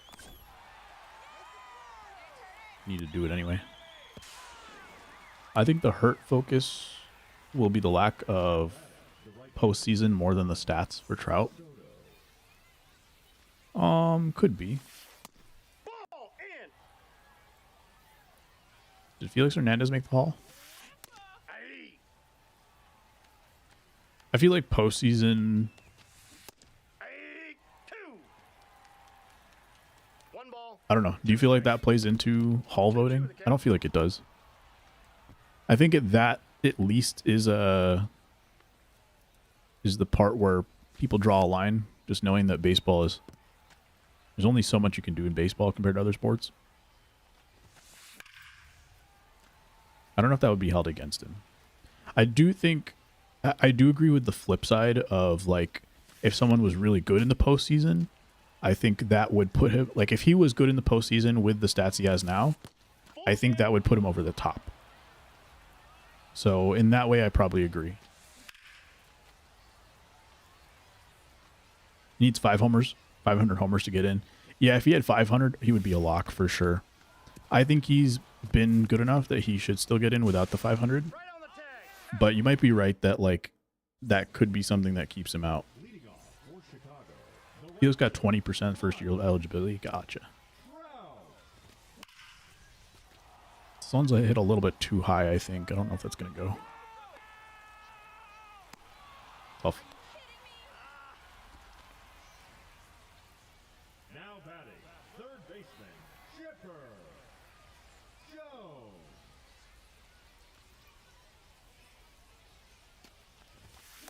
Jones. King Felix? Yes, sir. Yeah, you're right, JB. No ball. I can't 2 disagree. strikes.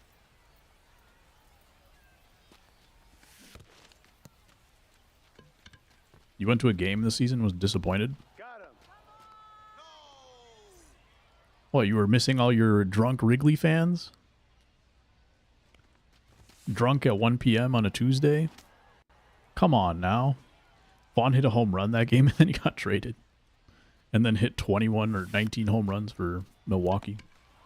Crazy. I think Paul O'Neill gets in. I never watched an at-bat of Paul O'Neill's career. I have no idea. Ball 1. Heard the White Sox have some good concessions.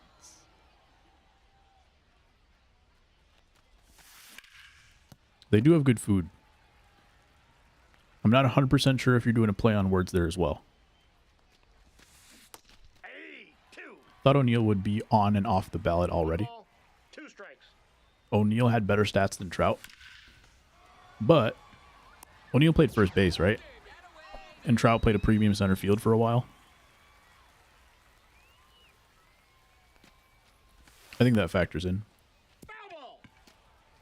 And I'm not somebody who thinks that like wins above replacement should be necessarily weighted super heavily in Hall of Fame voting. I think wins above replacement is great for like MVP voting year to year, but I don't like it for cumulative careers because I think it causes too much, like, too many outliers. Kind of diminishes some good primes. And I bring that up to like maybe against my own argument of Trout's like fielding and all the other stuff coming into play. But I think that's where you do have to consider like a center fielder doing something so relative to his position versus relative to Paul O'Neill's position. O'Neill was outfield? Oh, my bad.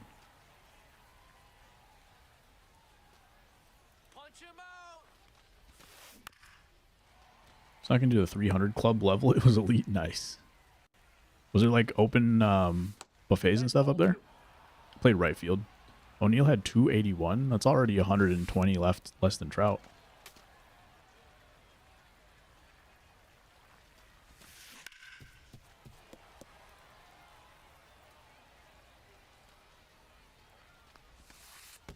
Wait, what years did O'Neill play?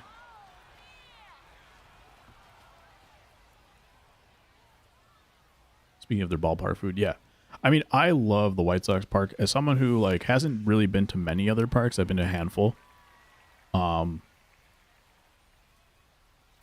haven't been to a park yet that was like, wow, this is way better than the White Sox. Anything like that. But I just love the environment of being there. So I'm biased. But yeah, I love being at the rate.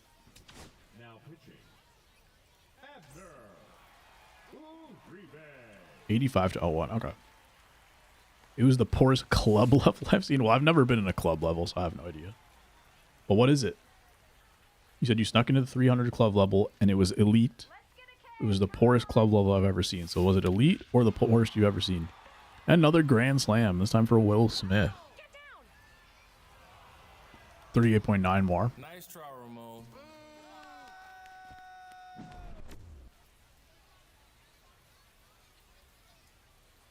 Rogerson in Toronto is unreal. I believe that. What's up, JB? How you doing, man? I believe that for sure. Have you been there before and after the renovations? This is like their third renovation, though, right? Or was the previous one just for like the fences?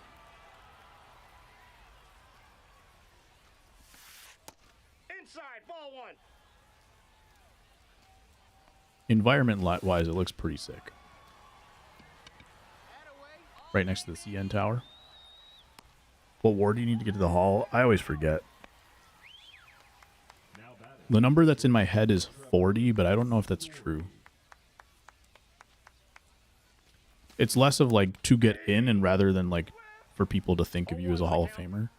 Like 40 doesn't automatically get you in, but being less than 40, I think makes people think you shouldn't get in. Renovating the 200 level now. Okay, cool. Yeah, I haven't been there. The only parks I've been to have been Seattle, St. Louis. Is that it? I haven't even been to Wrigley before. And I don't really care to go. Those might be the only other two teams I've been to. Two ballparks. I feel like I'm missing one, though. I think I've been to one more. Elite because it was cold, so we went inside and watched the game on TV. Gotcha. They lost to the Marlins. I can't be mad about it. I was at game 6 and 7 of the World Series. Oh, no, dude. That's so tough.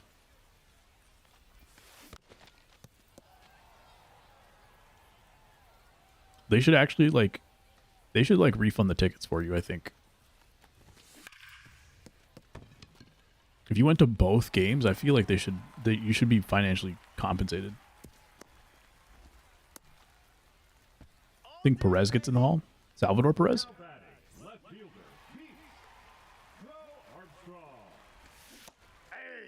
I'd have to look at his numbers. 0-1's the count. 2 strikes. If Salvador Perez played the White Sox for 162 games a year, he would be the best player of all time with 850 home runs. Ball, that's out. Cardinals, Tigers, Twins, Orioles, Cubs. A lot of Midwest, 1 East Coast. The military we got in for free pre-game ceremonies. Oh, gotcha.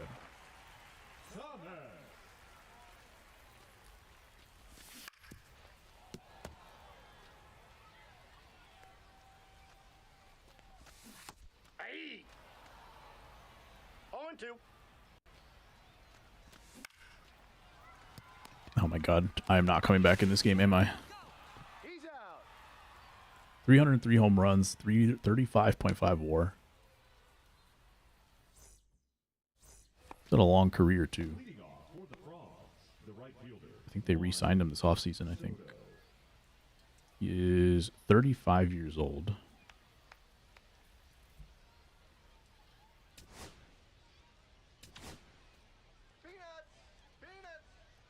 Now pitching. Career OPS 759, but that's because he doesn't take walks.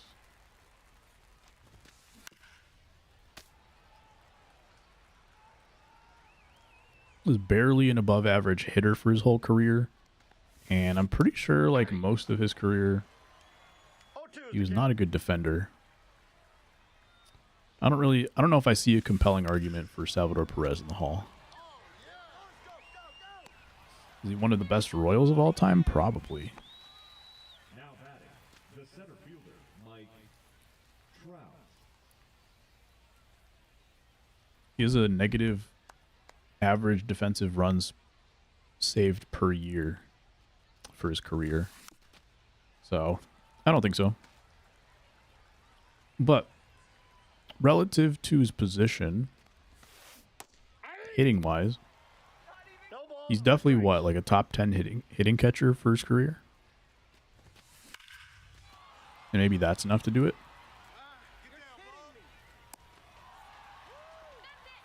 Dating a celebrity? Who was that? Man, I can't believe, like, I can't imagine going to both game 6 and 7 for the Blue Jays. Oh my god. I would never recover, honestly. That's foul. I don't think I'd be able to set foot in that building again. Sydney Sweeney and Salvador Perez. I'm calling cap. Freedom at Last is officially Dan. We haven't had a true Dan in a while. Dan hasn't really been Dan for a while. He's too much of an adult now.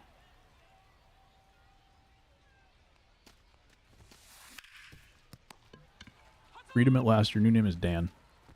Toronto joke. Toronto's hate for 6-7 can't be matched by us. Yeah. Doesn't Salvi make that All-Star game every year? How many does he got? Let's see.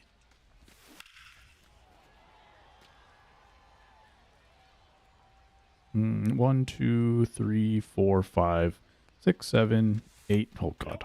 Ball 1. 8 out of his 14 years he made the All-Star. 1, 2, 3, 4. 4 Silver Sluggers. 1, 2, 3, 4, 5. 5 Gold Gloves. Yeah. Yeah, I think you should get in off of awards. Even though awards... An award here or there doesn't mean that much, but... An award, you know, relative to your position, consistency in getting the award, there's definitely something to that. I didn't realize he won as many Gold Gloves as he did. He won 4 out of 5 between 2014 and 2018.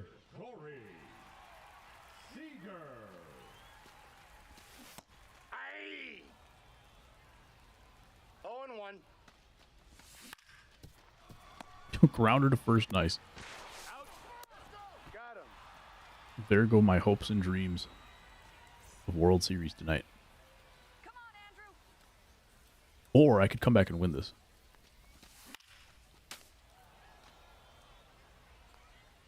Helps when Molina and Posey are both in the NL. That's true. Hey, we're on the board.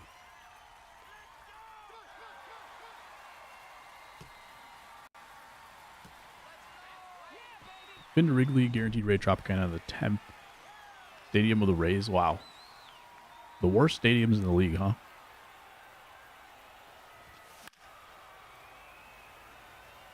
And yeah, I said it. Yeah, I said it about Wrigley.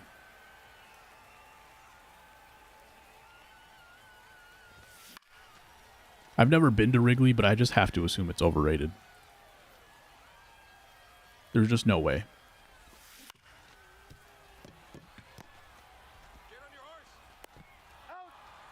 You got to pee in a trough, and half the seats are obstructed.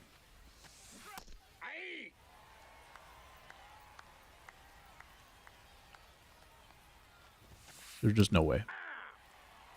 The rating is in the... It's an old stadium. Yep.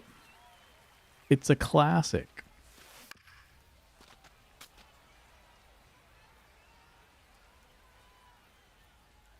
You got to appreciate the history.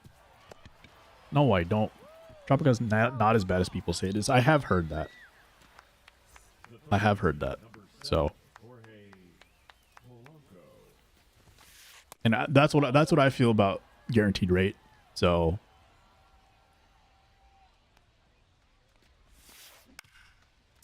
in reality, I'm not actually trashing anybody's stadium. But you know, if I got to take it, I can dish it too. People only say it's bad because of the location. Yeah, I've heard it's hard to get to. Legroom sucks, obstruction views sometimes, but it's legendary. But I haven't been to Fenway to compare. Yep, that ball went out.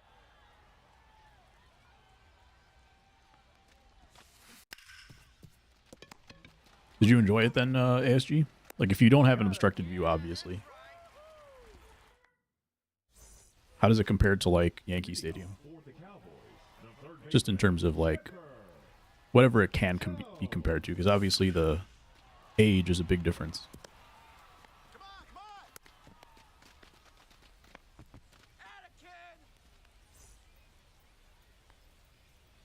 Unfortunately, now I live closer to Wrigley than I do to guaranteed rate, so I have a feeling I'll go there sometime in the next 5 years, but I definitely don't have any hard plans for that. Get through. Story goes to first base. Probably slow enough that he could have had a shot at both.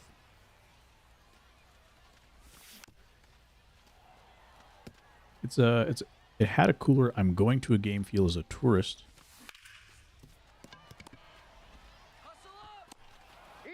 But regularly I'd rather be at a Yankee Stadium, even old Yankee Stadium. Yeah, that makes sense. That's definitely how it's like marketed. Just like people who are just downtown be like, hey, what do you want to do? Let's go to a game kind of thing. Or if someone's like in from out of town and they like baseball, you're just going to go to a Cubs game. Like, you're just not going to go to a White Sox game. Mostly because of location, I would say.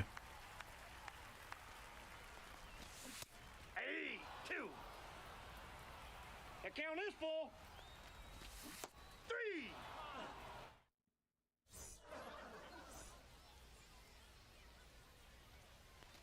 Can't believe I missed that pitch.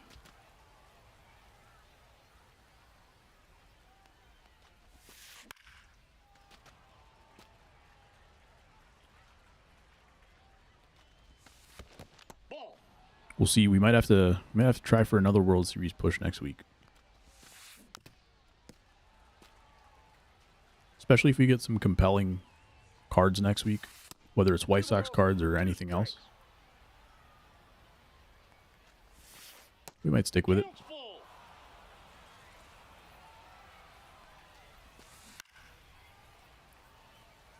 Power wash will be there no matter what. Power wash has never let me down. Cody Bellinger. Good swing. Might try to go to the Brewer Stadium next season when they play the Marlins. I think I might get to a Brewers game soon too. My my company's office is right across the street. Their Milwaukee office, at least. So I have a feeling we're gonna get over there sometime. That one looks really nice to me. Brewer Stadium. What is it? American Family now? The last few years. Oh my God, PCA. I keep expecting him to make fantastic, spectacular plays. He hasn't like messed up any like super easy plays or anything, but I just have higher expectations for him. That's all.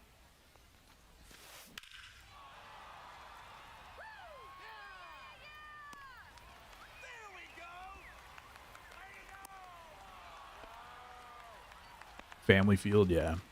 Now batting, right fielder. Ham fam. More expensive to get a seat at the bar with a view compared to in the stadium itself, like with the seats on the roof. Let's go. Yep, could be. Could be. I was just watching a video recently about the roof seats at Wrigley.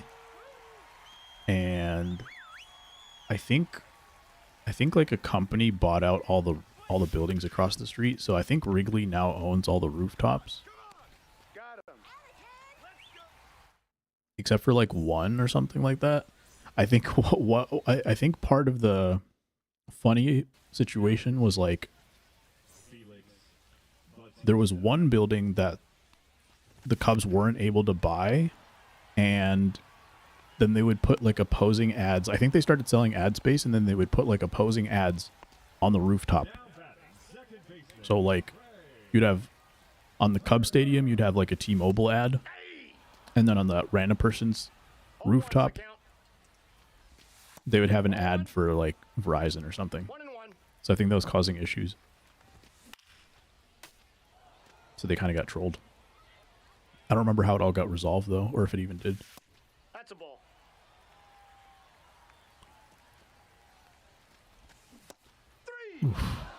It's been a rough game here, friends. Designated hitter number 5, Corey Seager.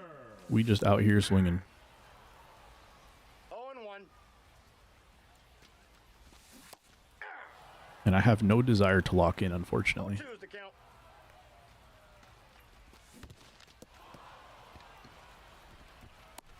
Out. Who would win a game between Dudeford and Brennan? Obviously me. Not even close.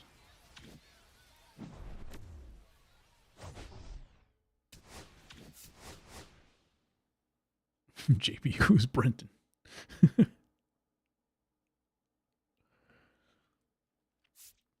We are down below 700 once again. There you go, Junior Caminero. And a ranked rewind pack. Is there a Mookie Betts in here for me?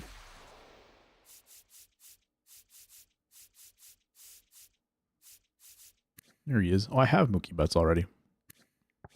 Would you look at that? Rob Dibble. Gary Wood. Tim Raines.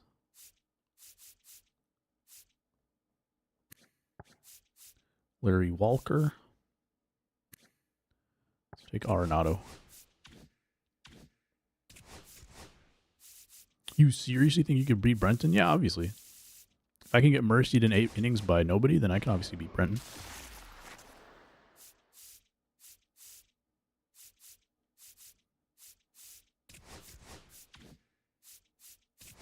Pipeline passed.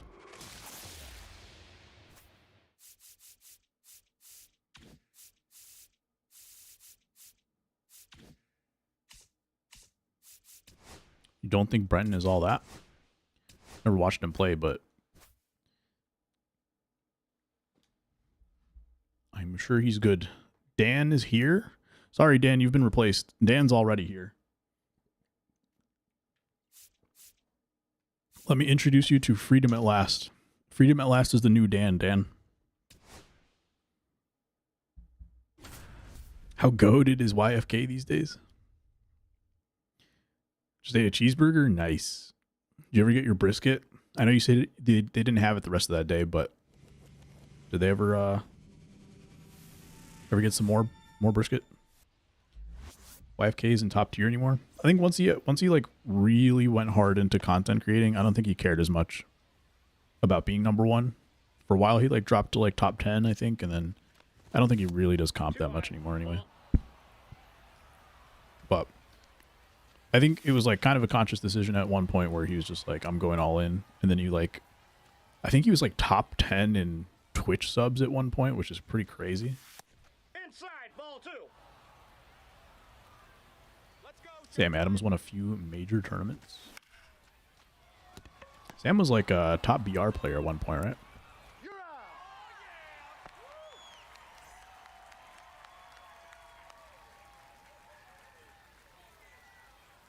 Let's go, Showtime! But I haven't really been following. Like I said, I haven't been part of the community in a while. Counts I don't think 1-0. I've been on Twitter in like 6 months.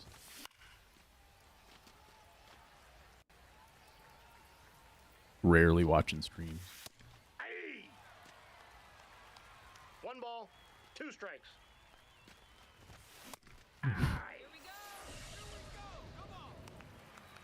Remember watching Razor? Yeah, Razor was crazy at BR. 0-1.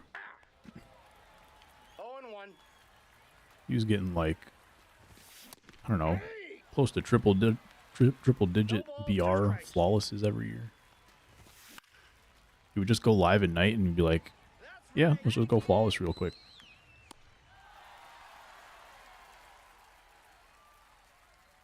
Went AWOL. It happens. Sam switched to ranked.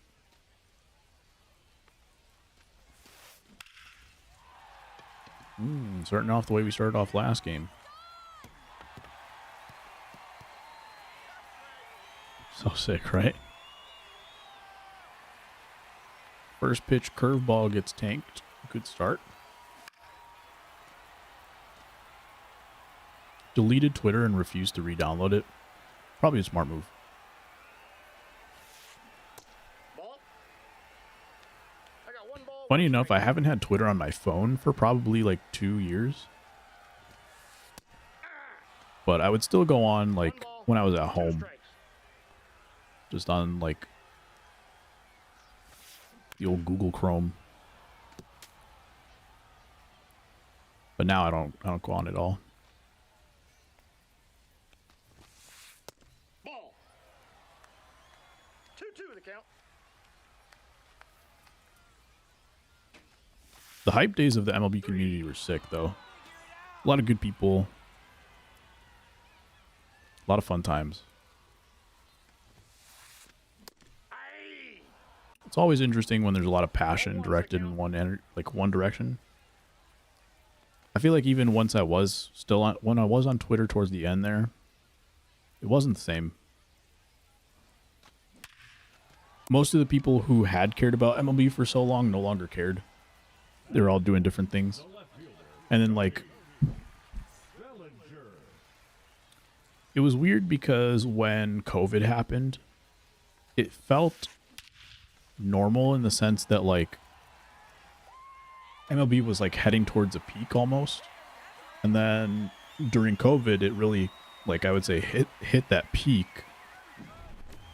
Tournaments and everything, like the vibes were so high for the community, I would say.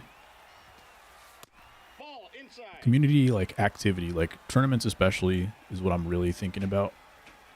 And it seemed like it was the beginning of something really cool. And I think it fizzled out super hard after that, partially because of like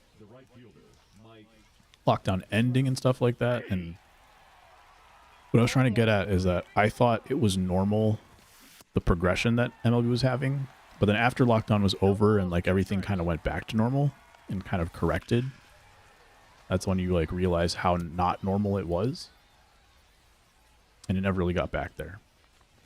And people kind of moved on.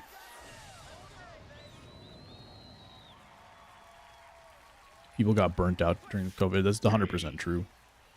But there were also like really exciting moments it got burnt out, but like even at the end of the year, people were still playing in tournaments every weekend after the season was over. And yeah, that probably turned into burnout.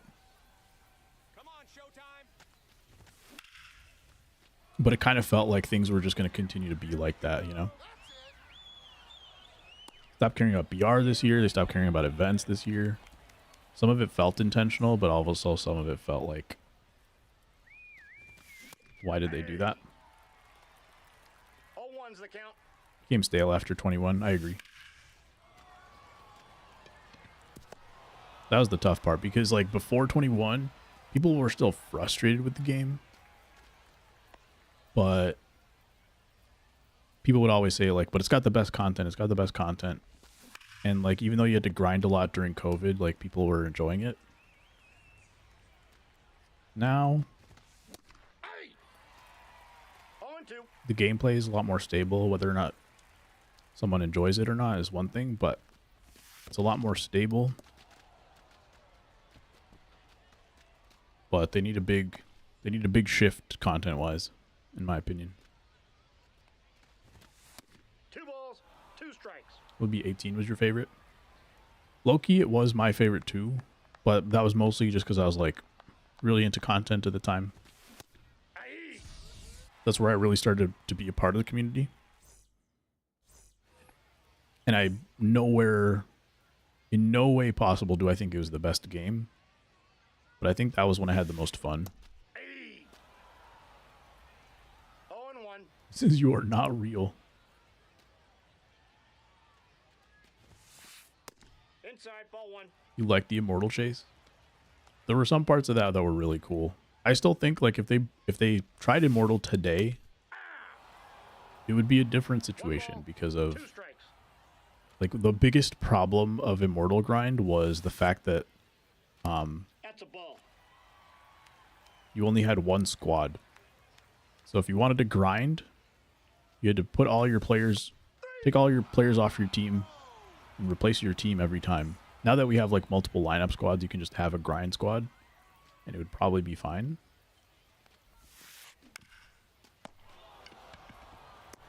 He's out. But if you were someone that wanted to go back and forth between grinding and playing ranked and stuff, it was really frustrating. And you had to like exchange all those items, which was probably even worse. You'd refund the game by now.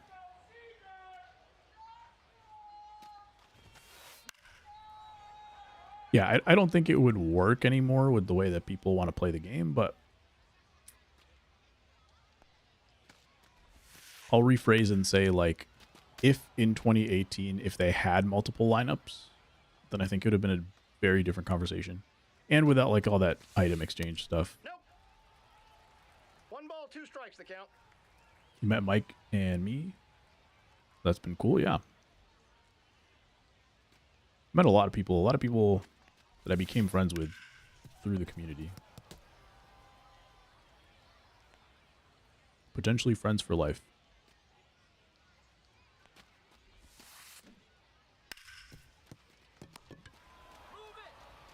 Change all those hats. The hats, the uniforms, whatever those were. Those were some goofy ideas. Oh yeah, Nessa, when you were in Toronto.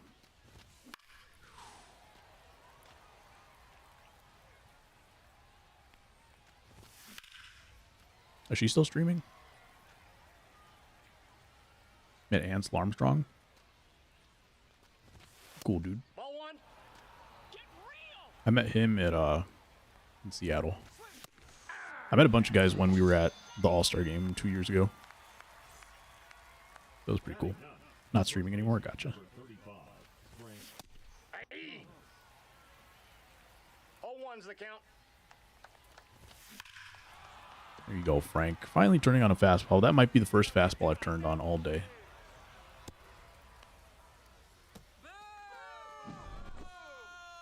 The emotes, yeah. Ball 1, no strikes.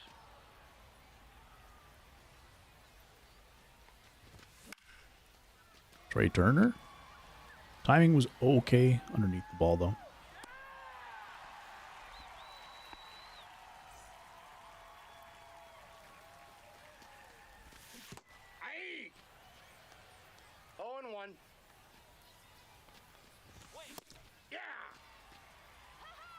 2-2's the count. True fact. You don't get to say the words true fact, Freedom. After your boy who cried wolf today, I'm sorry. But I can't believe anything you say. True fact, I cannot believe it. I apologize in advance. Objectively, oh man, I don't know. There have been some hated people. There have been some hated people. I don't really want to name names. I don't want to be going through all that. Objectively might be true, JB. If we're just saying who has been hated on the most in an objective fashion, universally, probably. But there have been people that the thing about Flank is that he kept streaming. Like, it didn't stop him. There have been some people who whose streams like completely imploded after like a situation.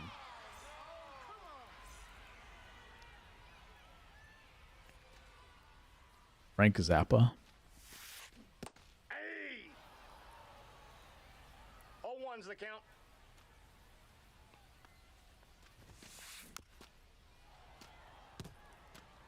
Now I need to know what Frank Zappa looks like. Come on, Mike!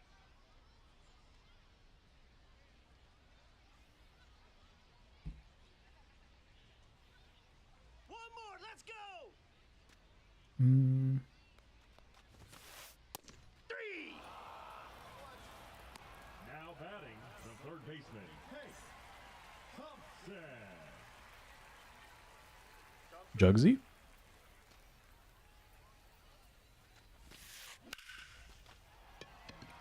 I think you could say Jugsy or Snowman.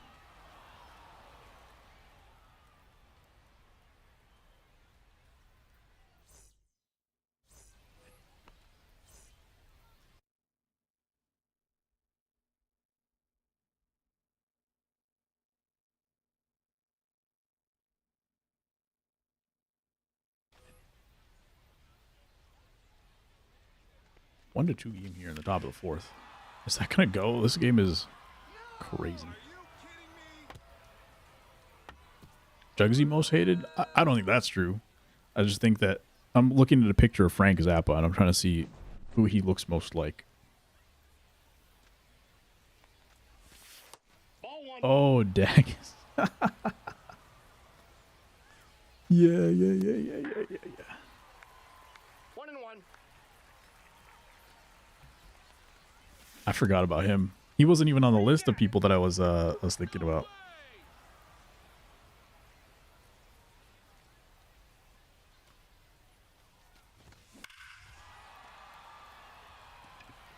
But yeah, true.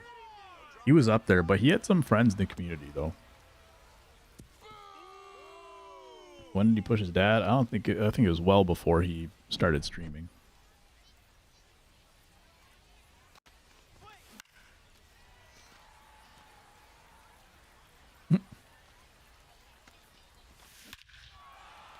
Hey, I'm hitting in this game, guys.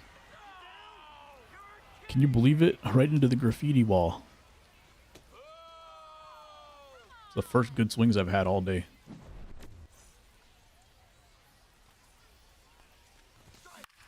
I don't want to talk crap about people in the chat just because.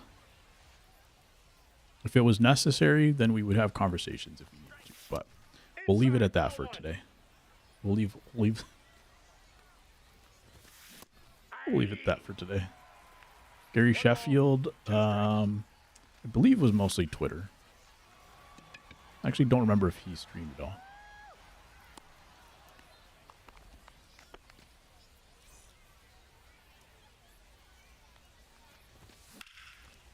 Ooh.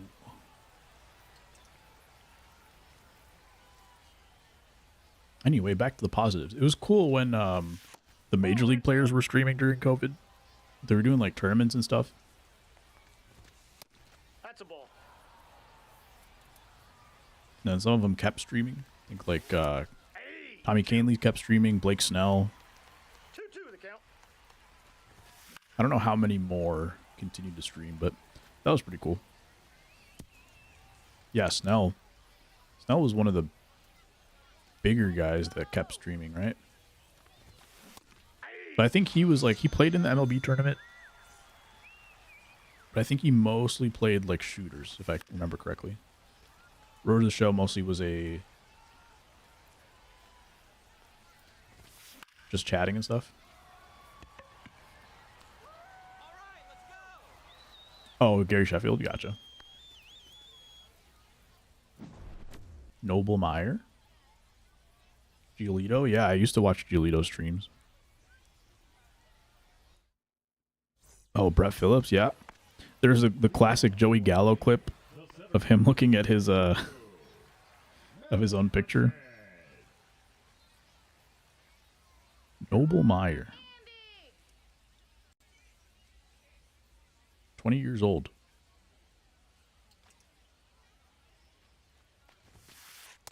Ball one. Is he a college player right now? 1-0. Oh, wait. He's already on the Marlins. So they have Noble Meyer and Max Meyer. The clip was so good. And the fact that they actually changed his picture after that. If you guys haven't seen the clip, it's basically like Joey Gallo streaming. Streaming on his like PlayStation, by the way. He just had like the PlayStation camera. And he's just going through the menus. And it was the year where they had like players. Like if you pick your favorite team, then the background of the menus was like your favorite players on your favorite team. And Joey Gallo's was him like making like a really silly face of some kind. And he's like, MLB, what is this? He's just like scrolling through teams. He's like, yeah, nice picture, nice picture, nice picture. And then you get to mine. And then you see his Joey Gallo's picture in the background. And then I think like in the next patch, they changed the picture. Trevor May streamed a lot. And he still does like a lot of YouTube. I'll watch his videos from time to time. Ball. Snell got with in trouble for MLB. Saw something he said on stream about not wanting to play during COVID. Oh, really? I don't remember that part. The only thing I remember is him like bashing the game while they were doing the tournament, saying that like MLB The Show was like unrealistic and all that. And that you like couldn't play. I think he said you couldn't pitch like a real pitcher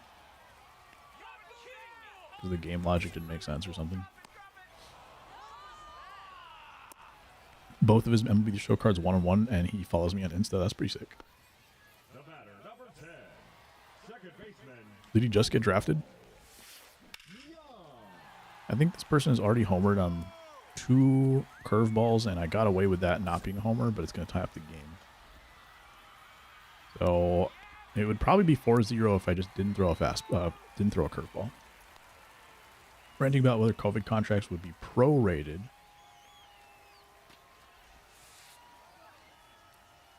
Versus pay for the whole year. Somebody clipped it and it went all over ESPN stuff. Oh, I don't think I ever saw that. That's crazy. Nope. And then like the following year, like he couldn't get a contract, right? Like he got stuck on 1- and 2-year contracts after that. Is that the reason why? Did he get like blackballed, kind of? All right, good job. 2023 first round. Oh wow. So you got drafted after high school. That's pretty sick. Interested in going on a podcast? I don't think so.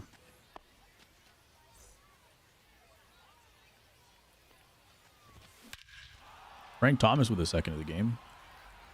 Now I'm finally hitting fastballs. I don't know what happened for the first like 2 hours of stream.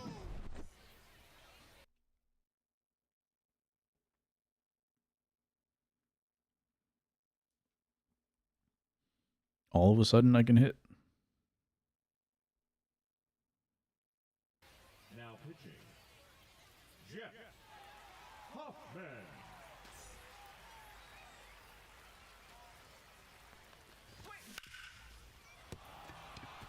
Trey Turner, let's see if they call that a hit or an error. What if you were compensated? What's the rate?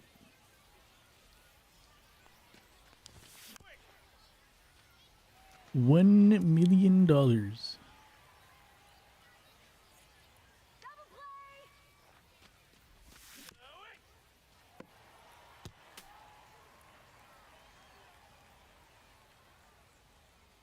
Strike him out. In the fastball. That's good. Jeff Hoffman. Oh, no. Hopefully not a postseason Jeff Hoffman. Ball. Sorry, Jamie. 1 ball, 2 strikes, the count. $100 if he went on? Nah. Get down, ball. Get down.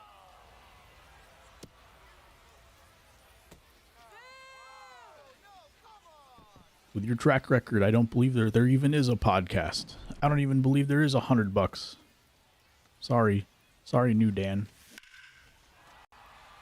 One could split the gap. Get down, ball. Not enough behind it. Baseball trivia pod? What's it called? On top of that, I'm pretty bad at baseball trivia, not gonna lie. Although we did have some fun streams on Sporkle with Will Omen. I got a ball, 1 strike. That was a fun stream. That's ball 2. 2-1. It's called baseball trivia. Nope, that's inside. Let's go, kid.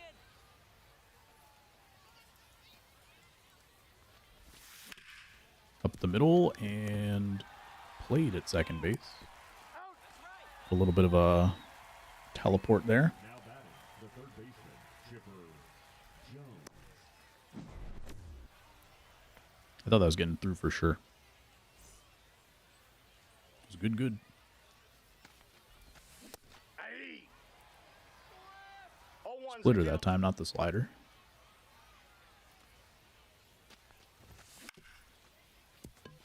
Oh, I remember now why I'm hitting the fastballs. Because last game we played on Hall of Fame and this game's on All-Star. Everything makes perfect sense now. I instinctively hit circle. Was about to throw another curveball and actually did not. Otherwise, it would be 7-5. Head-to-head baseball trivia. That was a pretty cool idea. Yeah. 0-1.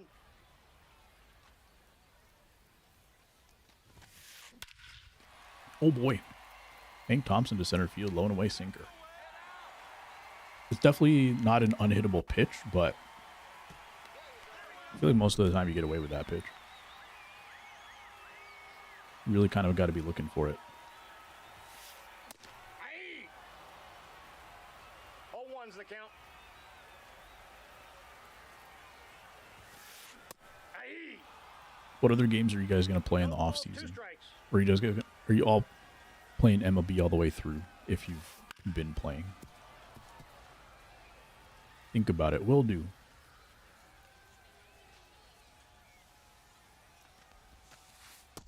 No, inside.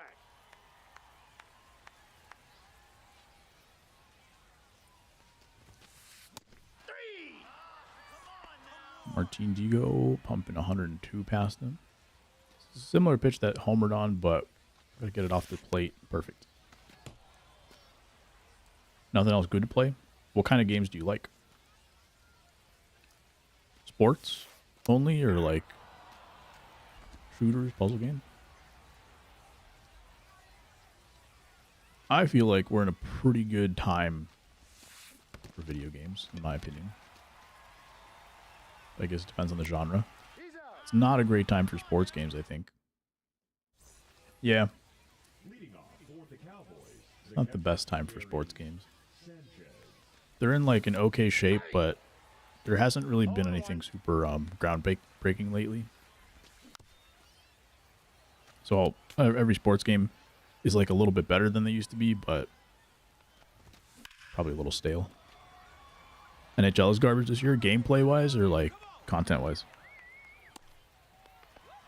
There we go.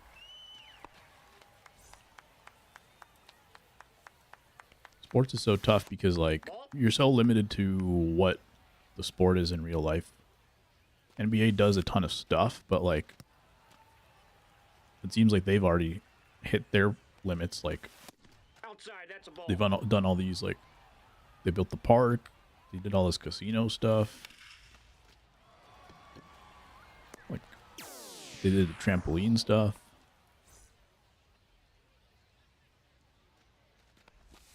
At some point, you're going to run out of ideas. Same thing for MLB. There's only so much they can do with game modes before it becomes, like, arcadey.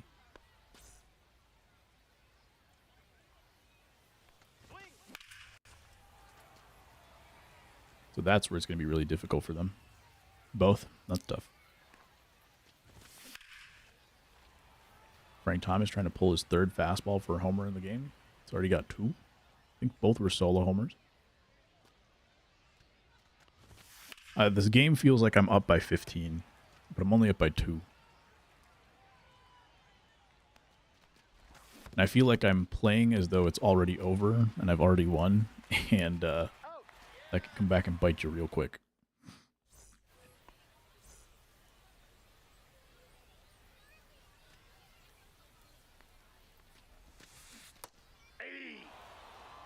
What else do I play?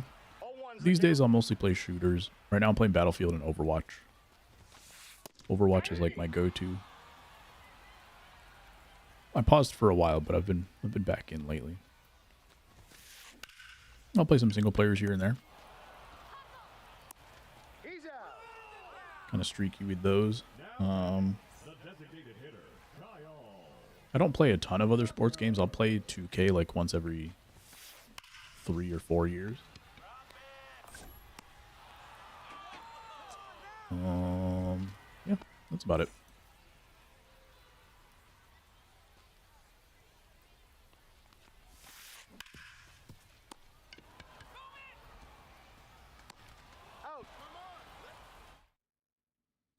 Power Wash 2 as well.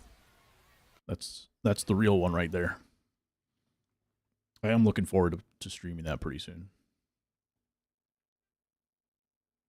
Now pitching.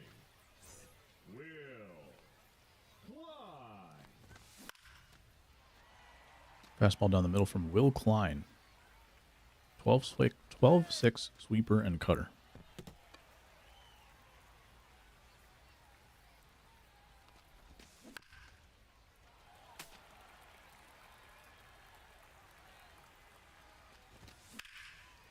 That was my pitch right there.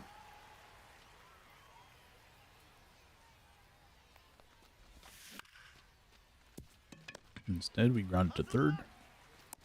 Beltray at third base. All day, baby. Built like Beltray. Hey!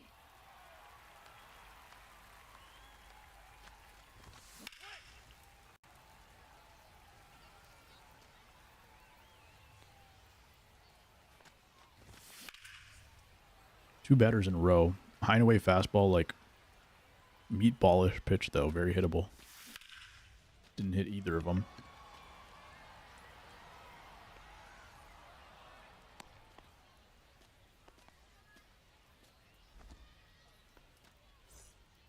Kutch has a homer in this game. Not going to be another one, though. I should have just kept waiting for another fastball to come in. I'll probably give Digo 1 base runner, I would say. Ball, that's inside.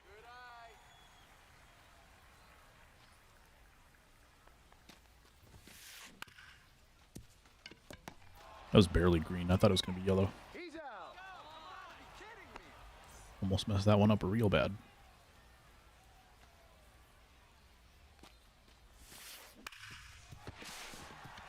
Pretty hard hit from Vlad. 103. Chipper didn't really move his feet at all, but it's what it is. It was a bad pitch. Got away with that one. I think that was hittable. Turns into a double play, though.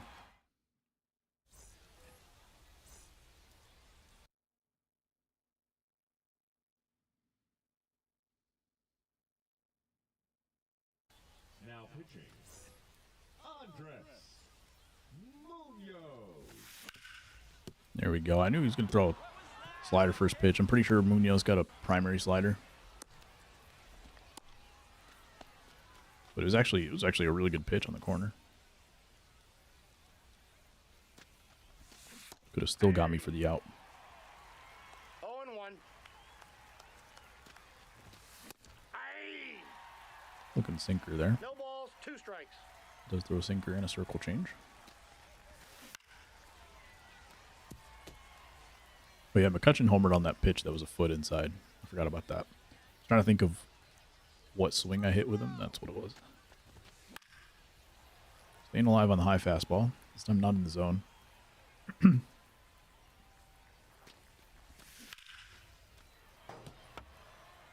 Trying to protect, I guess.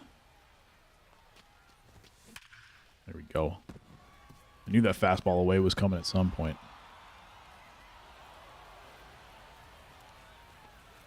I missed like the last 3 of them.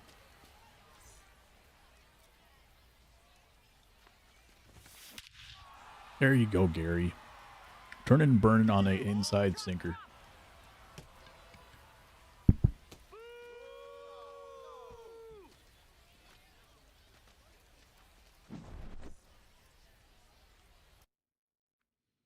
Is that it? Except for Munoz. I feel like at this point you might as well stay in the game if you're in the 8th inning. As long as it gets to like 13-5 or something, but other than that, not worth quitting.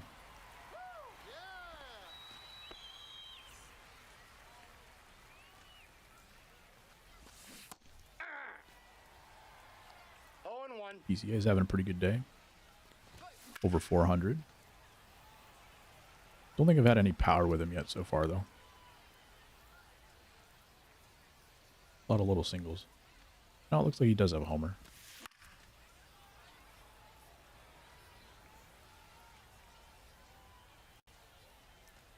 Just looking at the scoreboard in left center.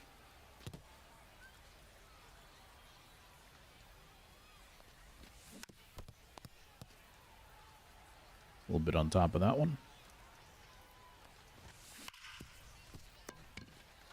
2 strikes, so the third baseman wasn't playing up. Otherwise, that probably could have gone through.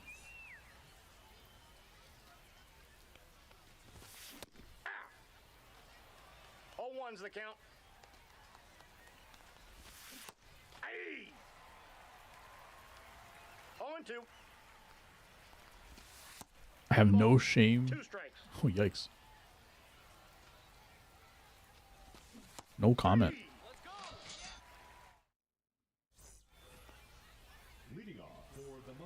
All right, Diego, I don't think he gave up his base runner, so he gets to keep going. Hank Thompson, who homered in this game.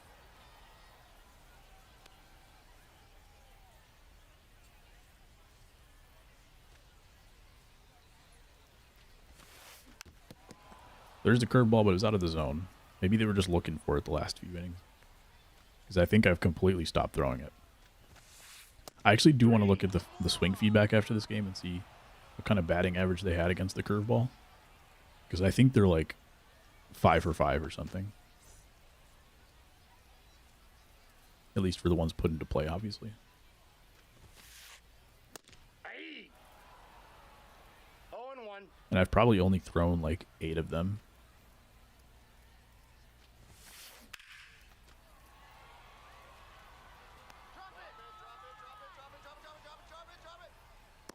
He's going to keep going until he gets gives a base runner. I mean, if he gets to the red. If he gets into the red and he keeps pitching to the 9th, I'm going to let his last pitch be a curveball.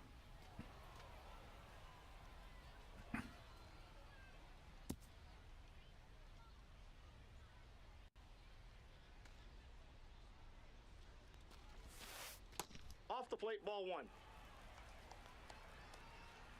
See if a sinker can stay away here. Pretty much where I wanted it.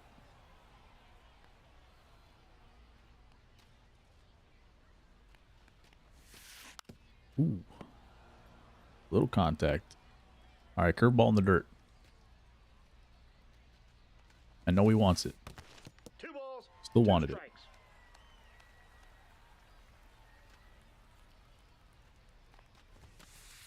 3-2. Full count now. This could be it.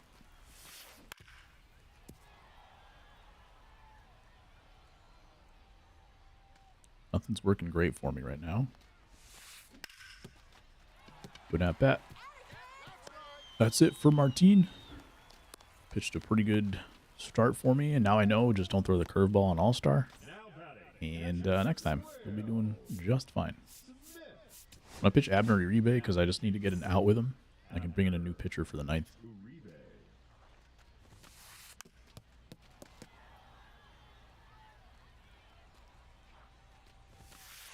Ball.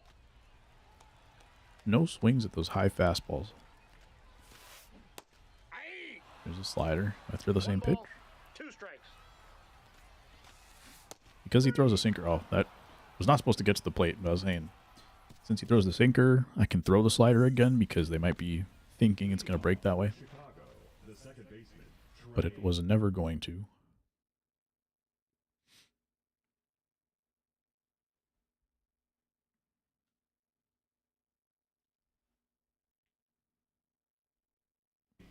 Turner. Now pitching. Jared Koenig. 1-0. Jared Koenig. I think I haven't faced like any of these pitchers so far.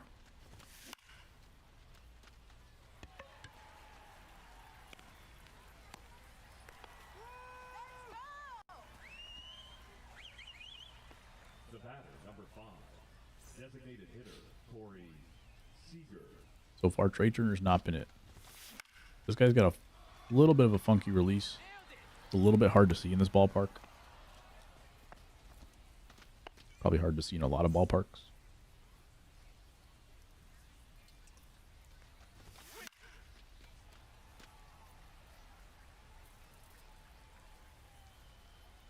I don't understand like why some of these backdrops are like not centered or like not big enough to cover some of these release points. Kind of goofy. Like this one's not centered, so the left-handed pitcher, you can't see their whole release. Safe. Safe at second base. That's probably still the right play. Probably would have been safe at first too, but really slow pop and pitch.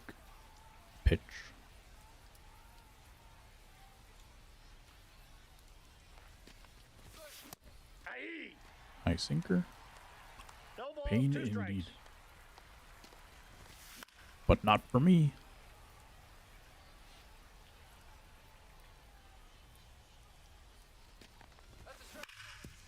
Oh, punch that through. I didn't think I got that ball.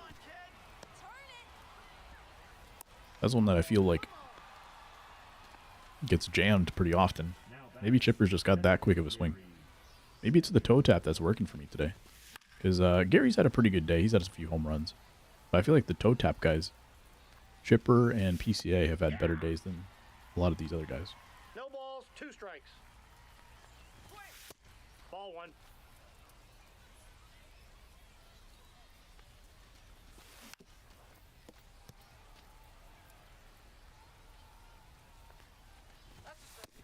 Nope. Ooh, stone cold take. 2-2 the count.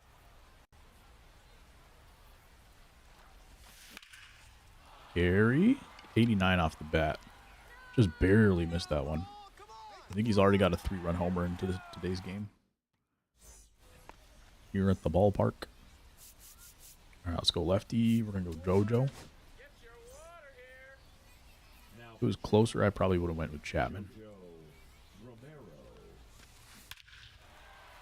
Hall of Fame. Hall of Famer Kyle Tucker. Kyle Tucker goes yard.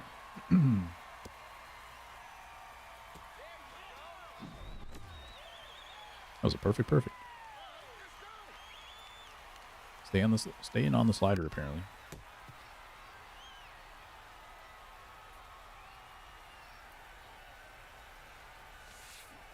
Ball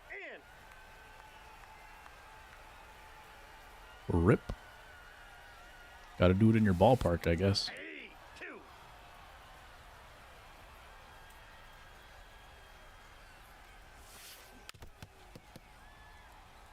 Slider, and what can I throw after the slider?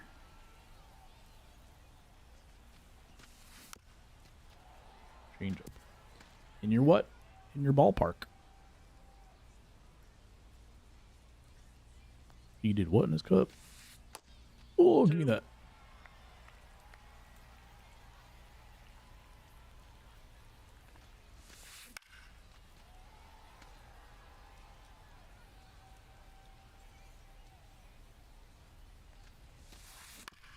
Oh boy.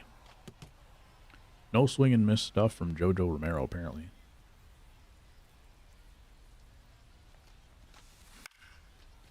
We're throwing slow and slower.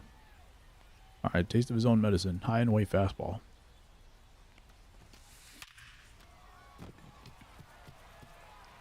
Spoonful of sugar, apparently. Keep him at first. Great dive for McCutcheon to keep it a 5-run ball game.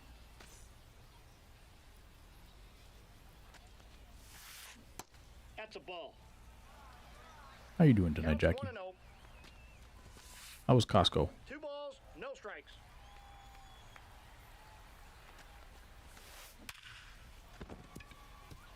Frank Thomas not making that play.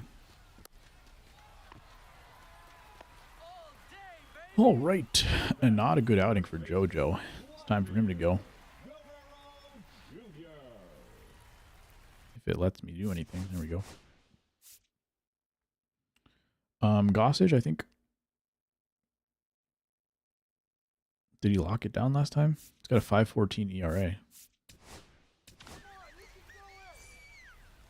This is not a safe situation, so didn't really need him right now, but whatever.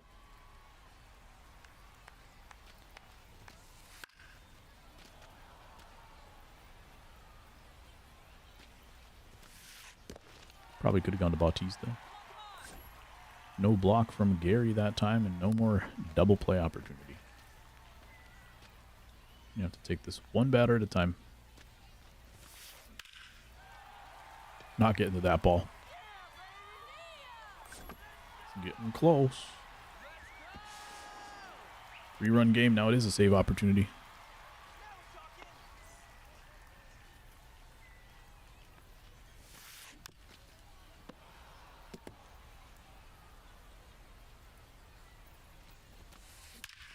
Oh my god.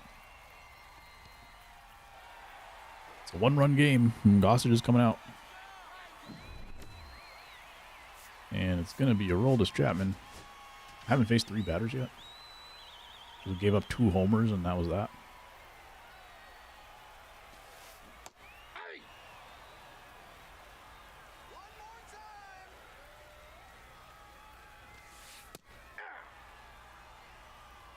0-2 is the count.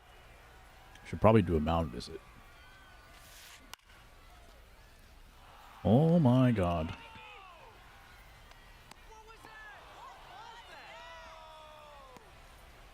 The goose is cooked.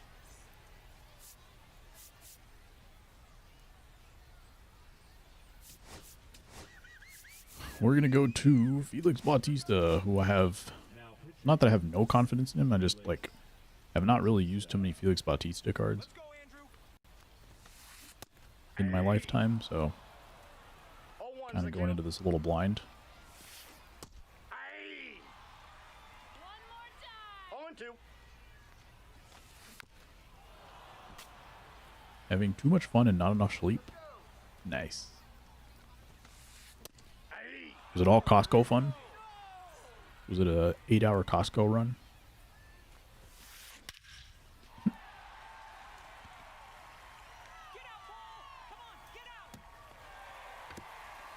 My mind is also having too much fun playing itself. Convincing itself to stay up. 0-1. Foul ball. Now it goes just foul.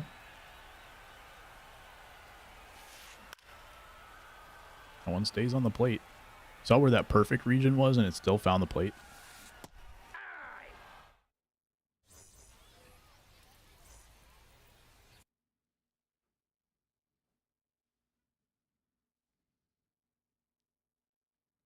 Now pitching.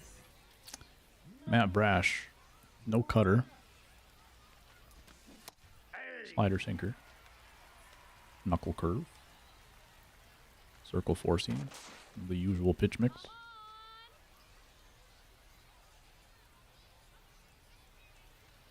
Swing better. Did he go? Called the ball, thank goodness. Are you kidding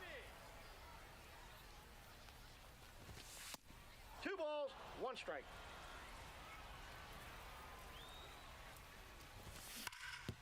Foul! Almost took the lead back. Alright, four seam is coming right now.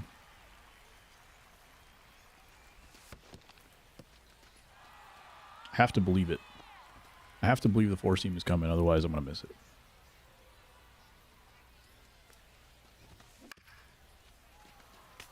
I can live with that. Sit him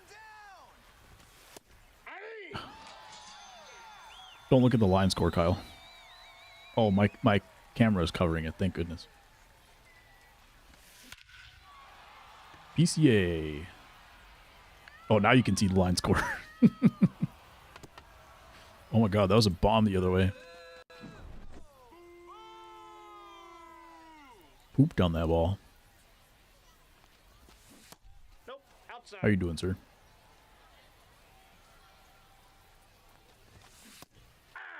Enjoying some more finest content? 1 and 1.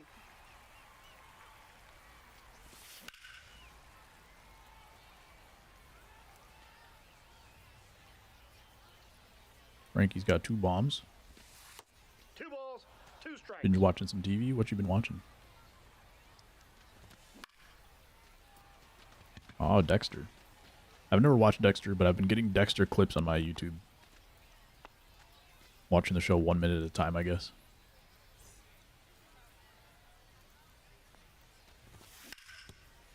That ball's foul.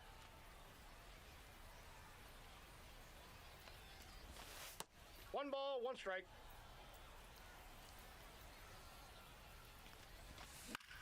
Up the middle. Shortstop, like, didn't want to move for a second, but strong throw to first. Alright, so, I just can't give up a home run, pretty much. Get another one. Immediately throw the pitch that he would homer on. Early on in this game, it was just like, I kept throwing the curveball, and the first, like, 5 runs were off the curveball. And then I stopped throwing that pitch, didn't give up a run for a few more innings, and then the 9th inning happened. Is this the World Series game? Nah. I got mercied in my previous game. So any hope that I had went down the drain.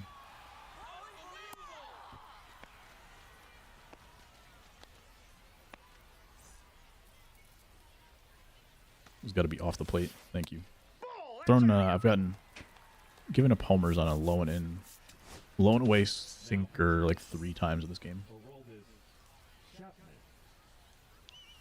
Looks like Siegs is staying in. 1 and 1. All right, let's go. Have you watched Dexter before, or is this the first time? They have not been swinging at this pitch all game, but I got to change the eye level.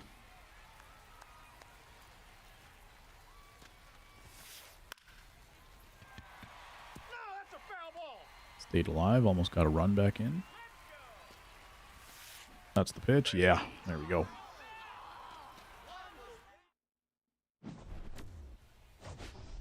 Well, how devastating for them to come all the way back and then still lose.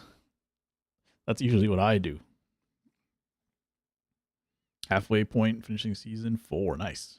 Never in doubt. Never ever. That was a game. That was really something. Ben Rice, my boy. Ben Rice might get some action. I don't know if I've used any of his cards other than the gold one in co-op, but I might have to give him a shot.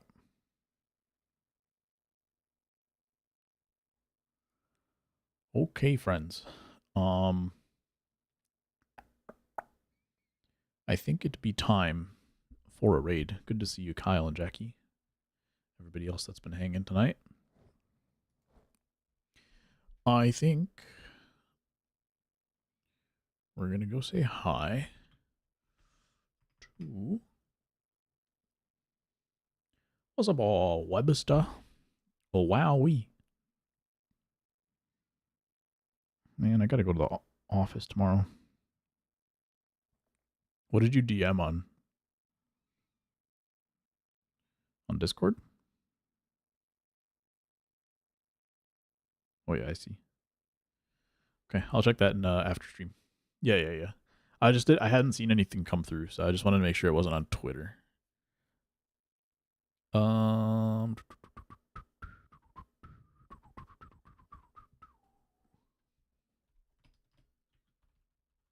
Miss you too, JB. So I had a graceful swan for me. I should be back next week. I won't be streaming the week of Thanksgiving, but is that 2 weeks away or 3 weeks? I think it's 3. 1, 2. No, it's 2 weeks away.